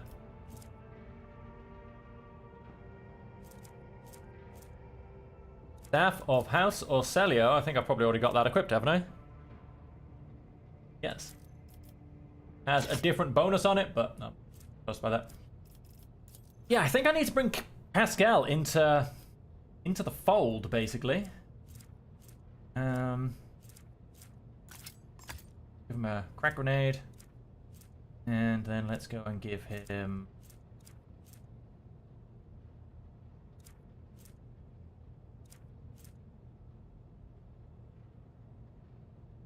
Four MP and 4 AP.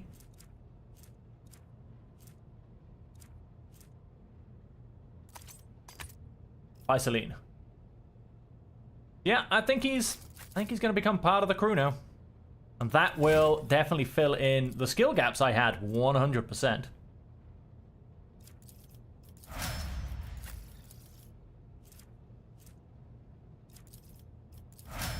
It also... who are we are? Oh, this guy doesn't matter. Fajardo will never ever be used in the slightest.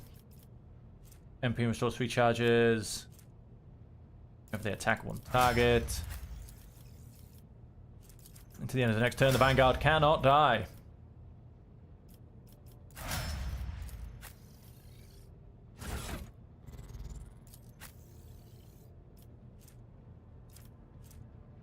Use Endure. They would even remove one of the effects on them. What are you toting? An armor penetration for melee attacks. Yeah, let's keep that. That's fine.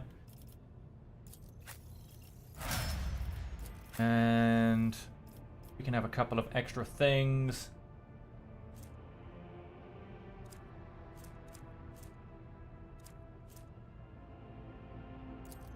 Combat ends. They suffer 1 random trauma. Let's not do that. Use resolve by +2 for each level of Iconoclast while decreasing all characteristics by -10 until the end of combat. That sounds horrible. I'm gonna add that to cargo. We're never going to use that. Could use that. Give you a flash grenade. And you can have some Physaline as well. Adira's all geared out. Kibla's all geared out. Pascal, I now know, is all geared out. And myself, we have a spot for... Let's go for you can have some Physaline as well. We could, of course, place our Herod Servo Skull, but hey, you know, somebody has to announce us. And as I don't take my Seneschal with me everywhere now, it's not going to be him. Yeah, like I said, I think Pascal's going to be coming with me now. Especially, you know, for instance, when we get to Cavagama, he's going to be very useful. I do think I need to respec him, however. And I have a feeling...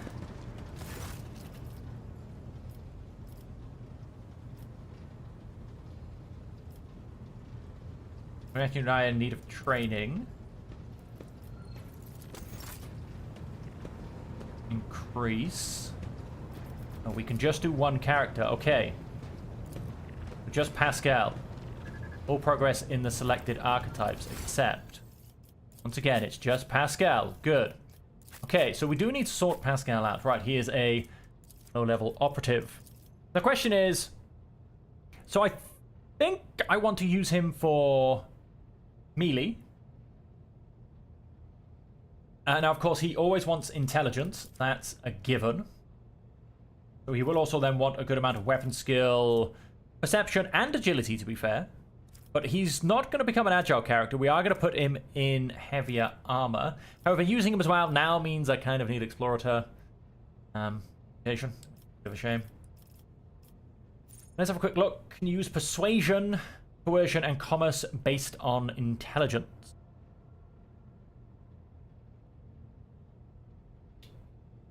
That's okay. We're not gonna... Gains +4 deflection against burning effect and flame weapons. Sure.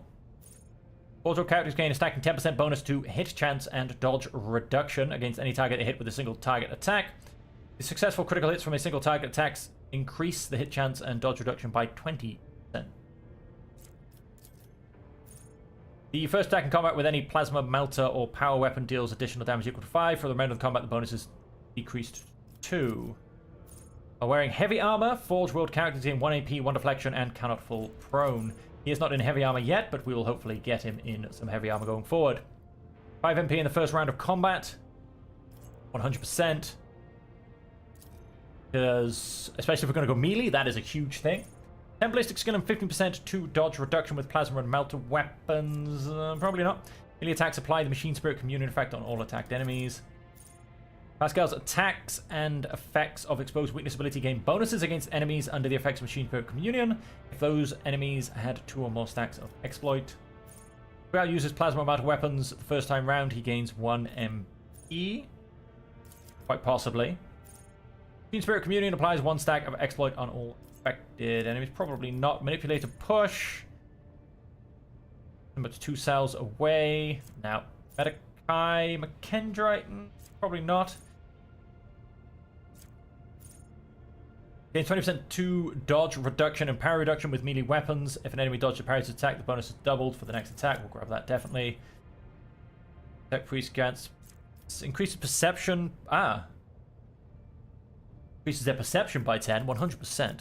But it's half of perception and half of agility that reduce the dodge of melee attacks.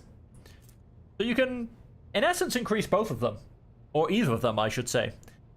But it's only a 50-50 of the thing. But it does, for instance, this is initiative and dodge.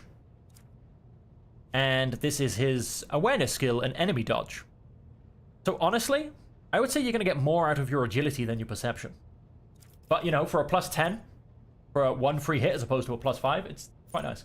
When Pascal is under the effects of Machine Spirit Communion, his melee attacks deal an additional 15% damage and gain 15% armor penetration. Definitely. McKenna is equipped with all kinds of tools and commerce, increases tech use and demolition skill. We'll probably grab that when we can as well. We might want base skill logic and base skill tech use, as well as advanced. We'll of course want some intelligence. We'll potentially want strength, weapon skill, and agility. Chain weapon expert. What did I get here? Just that's what we're on. Hang on, let's go to... Hang on, I can see his weapons. It is a power weapon. Okay, yep, that's what I thought. So we won't worry about bolt weapons or chain weapons. Combat Master, we will definitely grab that. Character can attack with the second weapon in their current weapon set in addition to the usual 1 attack per round. This attack suffers a -20 to the weapon skill and ballistic skill and costs 1 AP more. Maybe the weapon specialist. If the first suffers no penalties or increased cost if the first attack was either a sweep ability of the axe or the shove ability of a hammer. We do have a sweep ability. So that would actually make that very nice, and that would then mean that my shot does no extra damage. Dueling Master, 100%. Flame weapon proficiency, probably not. Grenadier is always a possibility. It will not die is always a necessity. Requires 25 strength value for heavy weapons. Sorry, that reduces the strength value for heavy weapons by minus 25. Quite possibly. Heavy armor. You're going to want heavy armor, most definitely. It does cost me 45 strength, but that's not a problem because we are going for a melee build. Las weapons, no. Axe or the shove ability of a hammer costs 1 AP less. Definitely that fits in. Melter weapons, we've kind of gone plasma, haven't we? Plasma weapon expert. Plus 2 maximum damage. Plasma weapons such as the plasma gun. That allows me to use it. Melter weapon gains plus 4 maximum damage. I mean, do we go plasma or do we go melter in the long run? Now, there's the question. Do I want the bonus to dodge? Probably not. Power weapon expert. Power weapon gains 10% armor penetration. 100%. Grants 2 movement points. There's a high chance of that as well. Right, strength of 45 to get power armor as well. We'll keep with heavy armor. I believe he gets some very nice heavy armor from the Mechanicus for himself. And so we need to decide whether we're going to go melter or plasma, basically. At the moment it's melter. Sorry, it's plasma, but it could quite easily go melter, to be perfectly honest with you. And so, if we come across to this. Not recommended features. Starred features. While wearing heavy armor, there you go. That will have to be a later one to grab. First time combat with a plasma, melter, or power weapon deals an additional 5 damage. Why not? And then if we undo, yes, okay. So that deals 13% more damage to that enemy. Let's go and grab that because with my added movement from the beginning, Exposed weakness costs 0 AP. The operative triggers an exploit on an enemy. The operative gains 1 damage and 2% armor penetration to the end of combat. Only applies to the first strike or projectile in a burst attack, but it does stack. How often am I going to be triggering exploits? Let's be honest. Expose weakness.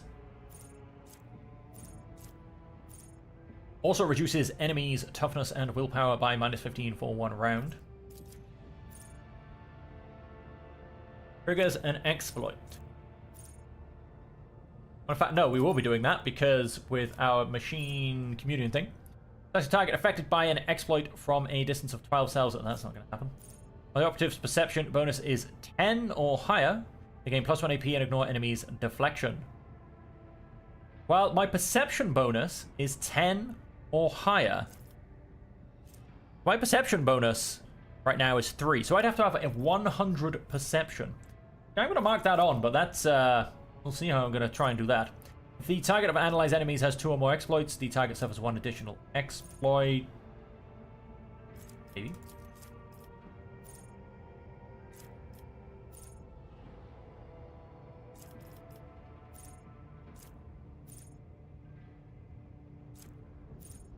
You start the operative turn. The enemy with the large number of exploits receives an additional exploit stack. If 2 or more enemies are tied for the number, it gets randomly assigned. Maybe it's in half cover. That's probably not going to happen. It requires 3 exploits instead of 4 and increases the operative's damage by an additional 10%. When the operative hits an enemy that is affected by both exploit and explosive weakness, the enemy loses 3 MP and the damage is reduced by 10% on the next turn. That's not worth that. Dice stack on a target affected by 5 or more exploits, so this scores a hit. That hit becomes critical.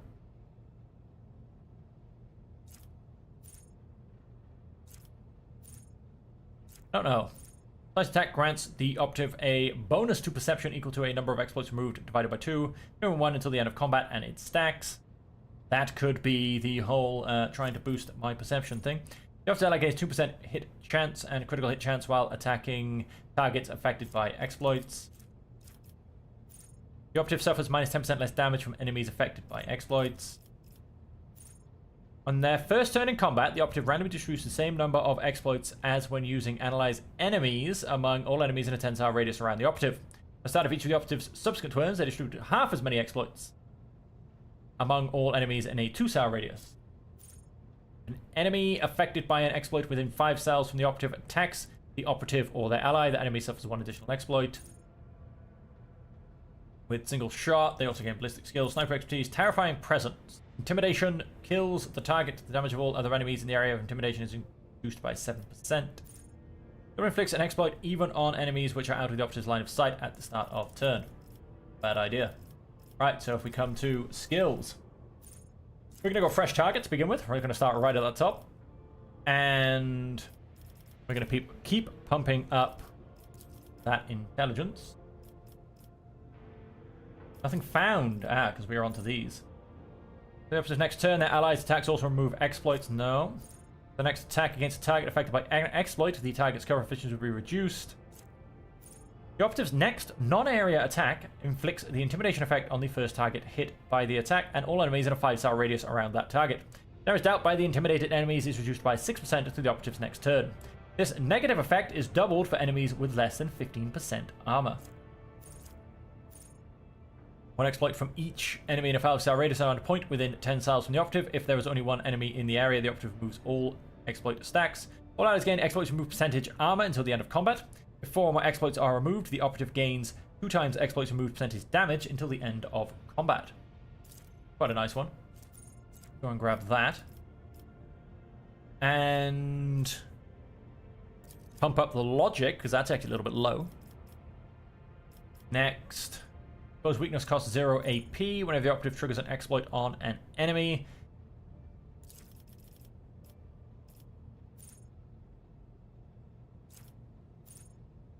Triggers an exploit on an enemy. The operative gains 1 damage and 2% armor penetration. The operative inflicts 1 stack of exploit effect on all enemies in the operative's line of sight. I'm not quite sure if by triggers it means me actually using the expose weakness, also the analyze enemy's ability. I'm not quite sure on that. Fights of the Forge, persistencies of the Forge. Skill of the Forge. That's heavy armor. As with immediate attacks, apply the Machine Spirit Communion effects on all attacked enemies. Effects of exposed weakness ability gain bonuses against enemies under the effects of Machine Spirit Communion. Gain a lovely +10 perception. Next turn, the target cannot move until the end of combat. The target's MP is reduced by -3. Also cripples the enemy, reducing their weapon and ballistic skill. Also intimidates all enemies in a 5-cell radius around the target, reducing their dodge and armor. The target also provokes an attack opportunity whenever it attacks. I'm going to go for dismantling. And we're going to go and get logic one more time. This, as I say, quite low. Oh, we're straight back onto this. Obviously then go and get some tech use. No more intelligence. Let's go and grab some weapon skill then. Exposed weakness costs 0 AP. Exposed weakness also reduces enemies' toughness and willpower by -15 for a round. So I also do quite like Uncanny Sight.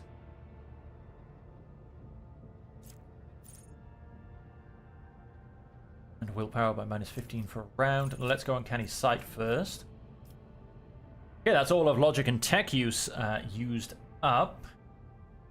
In that case, I mean, awareness, we're unlikely to be winning that. That's CC. Law of Imperium, that is Cass. Law of Xenos is with... It actually ended up being with me, as I remember, from the high...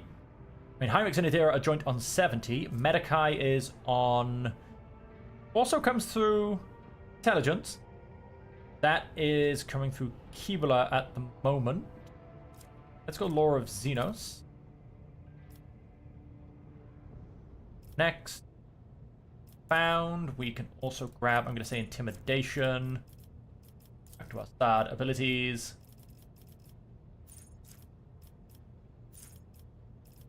Let's grab another characteristic of Intelligence, because I do want that to be available on all turns. Now let's at the start of its turn, the enemy with a large number of exploits receives an additional exploit stack. Chance and critical hit chance whilst attacking enemies affected by exploits. Grab that, because everyone will be affected by exploits, basically. Although it's not much, only 3% actually. From enemies affected by... In fact, yeah, that'll take -11% damage, actually. And so let's go and get weapon skill. Go and get some more perception.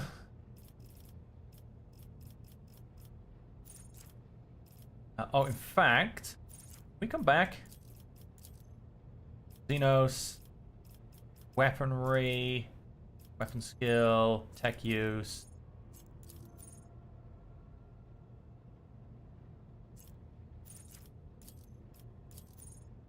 Where did I go and grab?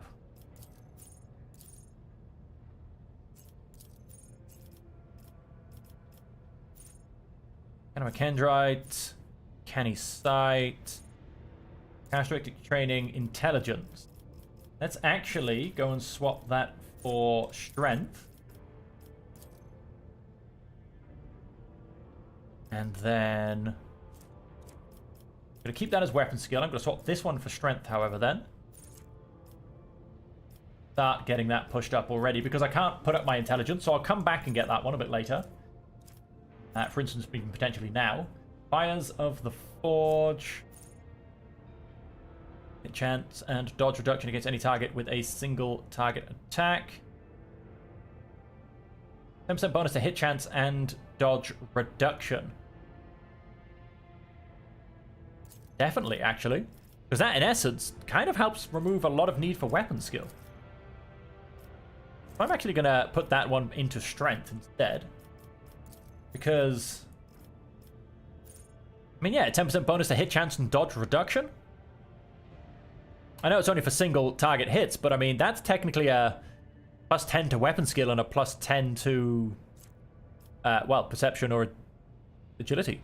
In fact, technically it's a plus 20 to them because it's halved. What I mean? Very nice. And so for here, we will, so we're going to cripple them and then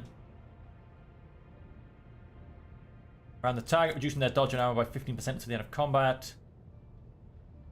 Yeah, sure. Continue to weaken people. So that is the whole of the operative gone and leveled up. Now, the question is, do I want to actually go an assassin? Or do I want to become an executioner?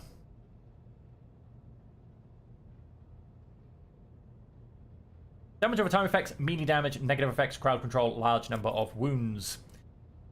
High damage, dodge and dodge reduction, threat elimination, hit and run. I mean, a lot of things do trigger off dodge for an assassin, and I don't think that's really going to work. Grand Strategist, not going to work. I wouldn't actually have minded having, I forget which one it is, but the one that actually works on versatility, because I feel like he's actually quite a good choice for that. He naturally uses, or has available to him, both his melee and ranged weapon in his setup. You know, they can both be good two-handed weapons, for instance, as well. Like, I feel like he's actually a good choice for that. That's not going to be that. We're not going to go Bounty Hunter. I think we are going to try Executioner. Inflicts damage over time effect on a target which is already suffering from an effect of the same type. Target immediately suffers an additional instance of damage from the initial effect. And the Executioner's melee attacks inflict 8 levels of bleeding on all targets hit. Effect is applied after all other effects from attacks are applied. And any damage over time effects, this target will immediately suffer 3 instances of damage from each of these effects. For instance, if the Executioner makes a burst or area attack. This damage is dealt after all other effects from the attacks are applied. When all damage over time effects are removed from the target, this ability is applied instead of Scourging Strikes and Force Repentance. And this also, for instance, has skills which come into Medicae. In fact, does this have, or was that one of Keebler's abilities,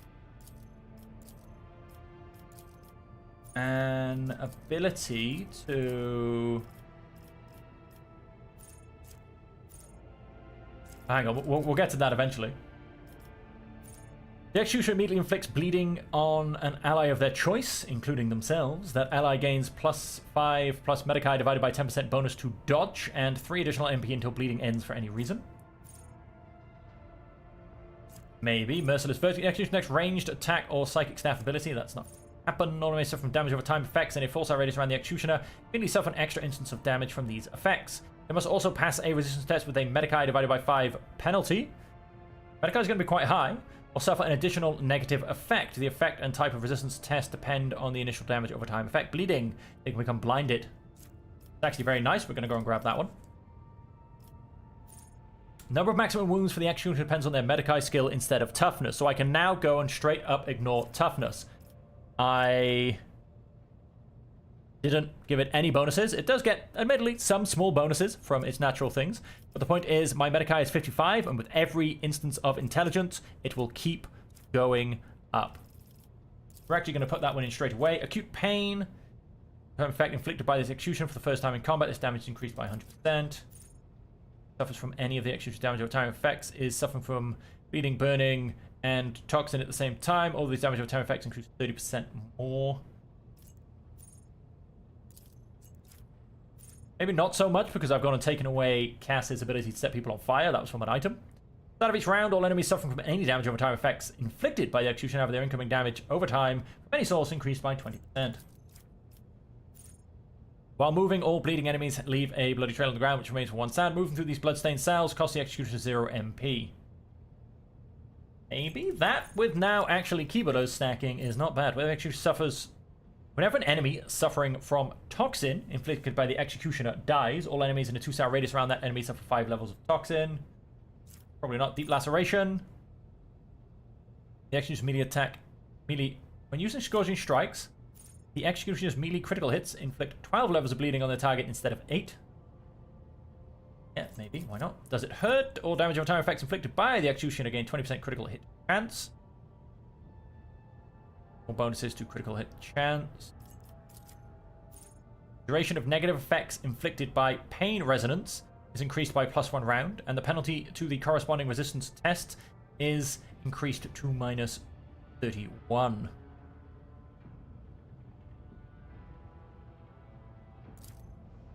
Whoops. Sorry, we're definitely going for Anatomy Expert. That by the executioner's damage over time effects in a round reduces the enemy's armor by -15%, 100. If the executioner or their party members are suffering from any damage over time effects, these effects heal only 50% of their damage. Stacks multiplicity, but wait, there was something. That's 11 bonus to Lord Xenos. Yep, probably. Venting spray whenever the enemies suffer from any of the executioner's damage over time effects. Whenever an enemy suffers from any dodges the executioner's attack, all damage over time effects currently inflicted on that enemy now deal 10% more. Damage over time effects inflicted by the executioner also suffer -7 penalties to their resistance tests. Equal to more than 10% of the enemy's maximum wounds, that enemy gains 1 stack of fatigued. Each adjacent creature counts as 2 for the purpose of calculating the bonuses granted from Gift of Torment.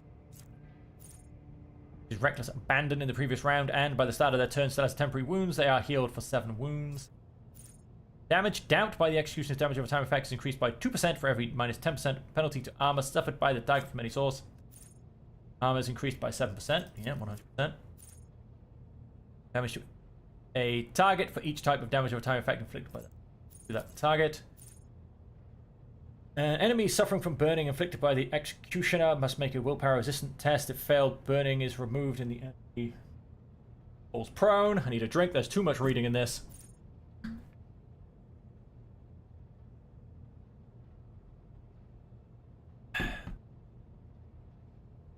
Whenever an enemy in a 4-star radius get, whoops, internal bleeding. When pushing an enemy, we're not going to be pushing anybody. Hardened bodies. Might not be getting that. I don't know. Back to Anatomy Expert. There's everything. Next. Carnival of Misery. Was it?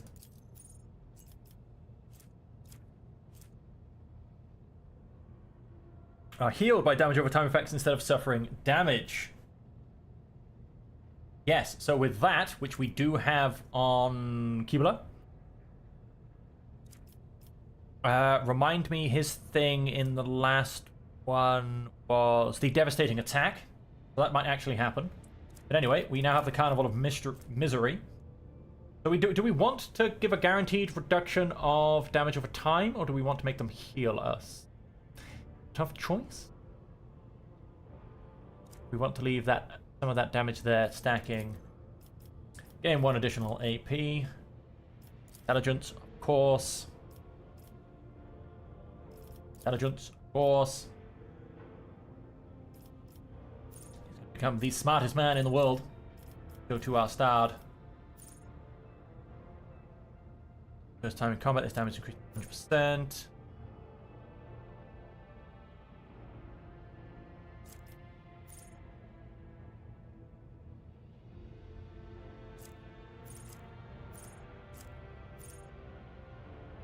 % critical hit chance, maybe.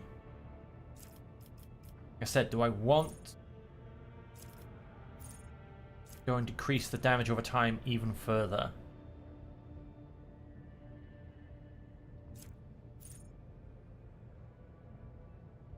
Enemy's armor by -16%. Let's go with that. A new ability, Reckless Abandonment. The next melee attack forces all enemies hit to run away from the execution in a straight line for 3 cells. And leave a bloody trail on the ground, which remains until the end of the cell. Movement through these bloodstained cells costs the execution at 0 MP. Bonus 2.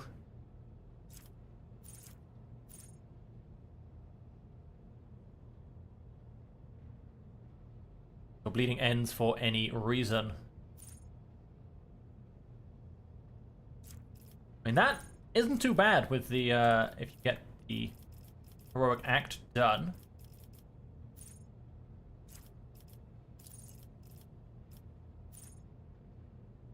Time effects increases.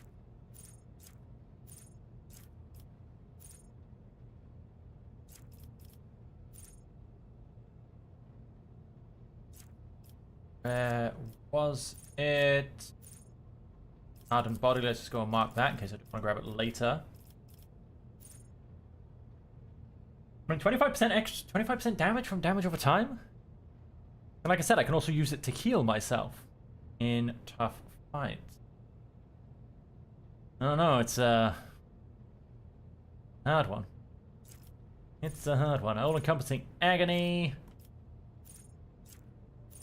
Well, damage over time effects. Affected by the execution gain 20% critical hit chance. That's not bad. Not bad at all. Armor is increased by 8%. Let's go and have a little bit of that loveliness. And then, of course, logic and tech use. Go and put the bonus into logic for this one. Next. Intelligence is all the way up. I'm thinking strength. We don't need to worry about toughness. Weapon skill, we're doing pretty well on. We did get that lovely bonus in the last round. So yes, I'm going to give a bit more to strength, I think. And then out to the extra abilities. It's been a while, I feel. Close-up scanning. Melee attacks apply the Machine Spirit Communion. We do kind of want that. Plasma Mount Weapon for the first time in a round. He gains 1 AP. Melee weapons. If an enemy dodges or parries. In fact, that's huge, to be honest. His melee attacks deal an additional 60% damage against 60% armor penetration. Yeah, so I kind of need all of those to go up and be what they will. You can now grab heavy armor proficiency as well. Damage over time effect inflicted by the executioner for the first time in combat. This damage is increased by 100%. Probably not going to get that, to be honest. Enemy suffering from any damage over time effect inflicted.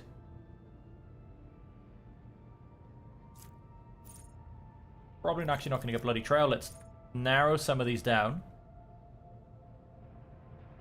15 levels of bleeding instead of 10.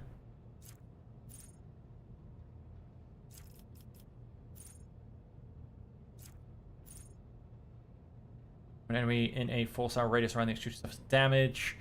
Gain +2 wounds.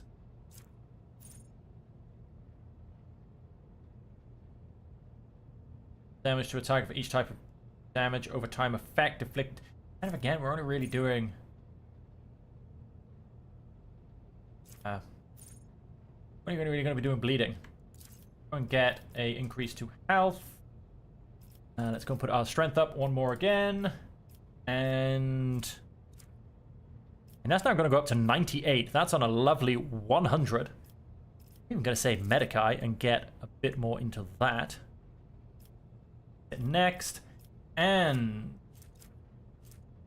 healed by damage over time effects instead of suffering damage. You know what? All enemies in combat immediately suffer bleeding, burning, and toxin. The level of each effect is the character level divided by 10. Currently, again, on about a 2.6, because it's not actually level 15. We have got up a few more. Toxin and burning effects from any source inflicted on the executioner's enemies ignores their target's armor and deflection. Damage of all bleeding effects from any source inflicted on the executioner's enemies is increased by an additional 30%. Now, let's go for that one as well. Okay, and he has been fully re-leveled up. That does take a while, doesn't it, folks? I mean, I think that took us a good 25 minutes. But I think he's more ready for the world, and we are now going to come to Abe, and can't quite do it that way, unfortunately. Let's go and take that off. Gains a +8 still. The lovely bit of extra health going in there, so we'll go and happily throw that one down. 3 bonus to tech use. I think this gives him 3 bonus to logic. Ranged attacks, armor. Haunting Scream. 2% chance to reduce that. Toughness is increased by 8, but then I don't really need that anymore. Whenever I deal warp damage, well, I don't need that either. So we'll go and replace that with something eventually. Deadeye Shot, using reload for any weapon costs -1 AP less. Not really at this stage. Glove sets an injury or falls unconscious in combat. Their allies gain a +1 bonus to damage. All attacks of opportunity deal an additional plus agility bonus damage, which currently stands at +3. Allies on a 2-star radius around the wearer gain 40%. Nope. The next turn for each enemy affected by a Psi Power or Psyker's Staff. Wearer raises momentum to 175 when they kill 5 enemies in a row. That's a good point. Oh, it takes heretical... Wait. Wait. Takes heretical follower. Hang on a second. He's dogmatic. What's going on here? And they're Sororitas boots. I mean, I would have thought that was... Must not have features. Oh, are you telling me she has gone slightly heretical? Well, I'll be, and slightly Iconoclast. She is, she's leveling out, ladies and gentlemen. So, no, she can't use them because of that. That's why they got an equip from her. Whenever they kill 5 enemies in a row in 1 turn, sure, we'll give it a go. I've got nothing better to equip him with. And let's... I'll keep the same order. Okay, so Pascal is now going to be coming with us on our adventures. Going to be bringing 100 to basically tech use and logic. He's got an 83 on Medikai, which might actually be the winner. And Laurel Xenos on a 75, which is not quite the winner because of his bonuses of a +20. The end of combat. The wielder attacks with any ranged weapon at a 1-star range that also inflicts bleeding 4. Yeah, we need to replace that as well. I'll keep it on there because, whoa, hello, Heinrichs. Because there's not really much better for us to do at this stage. It's +18 wounds. Oh, that's nice. He's got a little bit of a heal thing going on. So yes, I might end up going Melter. I think I don't have any Melter weapons on me at the moment. But I think that's how we might end up going. And then the one last thing I'm quickly going to do. Imperial Navy. Reputation. Select tradable. Trade everything we have. We went up to level 3. Just gone and unlocked a few more things. That was beautiful. Plating protects the vessel from harm, negating 5 points of damage on each side. Take that. So I may as well just take everything, really. If I don't want it, I'll just put it in, We've got repulsor shields. Can't read what it does. Plays 80 points of protection for each sector. This amount is doubled against enemy kinetic, so that's just a straight upgrade, really. 5 plasma torpedoes with 19 damage to the warheads. That's a nice upgrade. Long range broadside, 3 shots, 21 damage apiece. Black ammo arsenal. That's quite nice as well. Compound void shield. 120 points of protection for each sector. 95 points of protection for each sector. This amount is doubled against blast attacks. Okay. Beautifully done. We do need to upgrade this by about 3,000 for a few of our projects. So... no, armor kit is 150. That's okay. Mechanicus Creations. Hang on, let's... apologies, I'm talking behind myself and opposed to my microphone. But let's have a quick look. Mechanicus Creations. These guys, also the Cas Balica. Sort by type in ascending order, thank you very much. Heretic Trophies.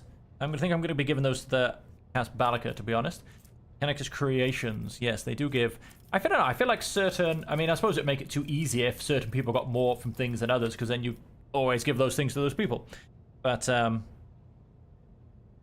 I don't know. I sometimes feel that... range. What do I need to get to? About 2,500. Oh, let's give a couple more ranged. Armor kit, armor kit. Got so many armor kits.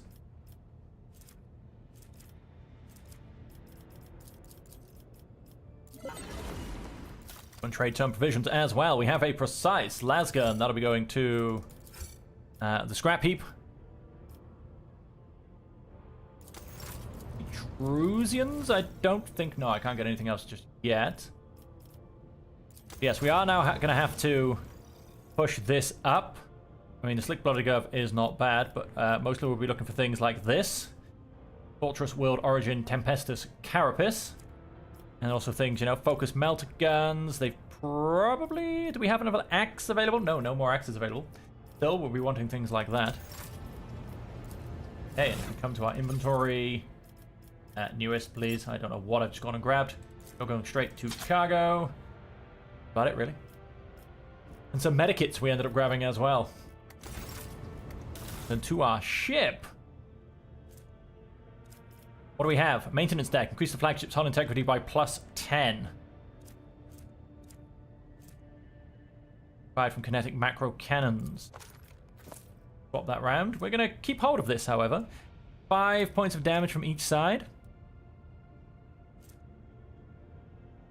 8 points of protection. No, we had a beautiful 120 on those shields. 11 speed along with strong acceleration with low acceleration and braking. No, we don't want that.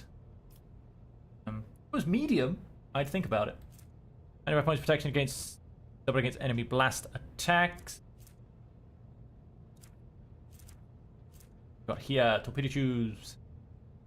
Capable of firing 4. Nope, that can go cargo. 3 shots, 21 damage. That can go cargo. Zoa Lance weapon. We've already got one of those as well. That can go to cargo. 4 shots, 14 damage. No, we're not going to be going back to that. 5 torpedoes.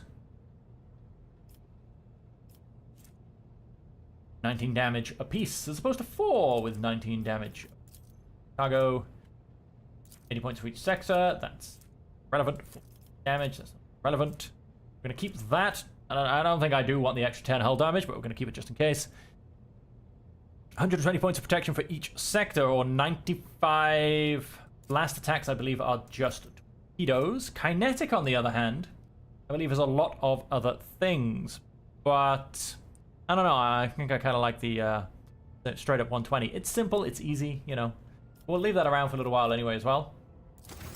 Woo! And with that, ladies and gentlemen, that was a lot of admin done. I do apologize, you know, the admin, I understand, is not the most enjoyable thing in the world. However, on a detailed RPG like this, it is very, very crucial for being able to actually pass tests and play the game well. Yes, that is done. It was a complete respec of Pascal. He's now an executioner, not an assassin. And whereas ranged attacks inflict 8 levels of bleeding. Sold. We do love a little bit of bleeding going along, don't we? And so, on that, ladies and gentlemen, we are going to leave it there. I hope you have enjoyed it. I hope you will continue to join me going forward. And until next time, as per always, I hope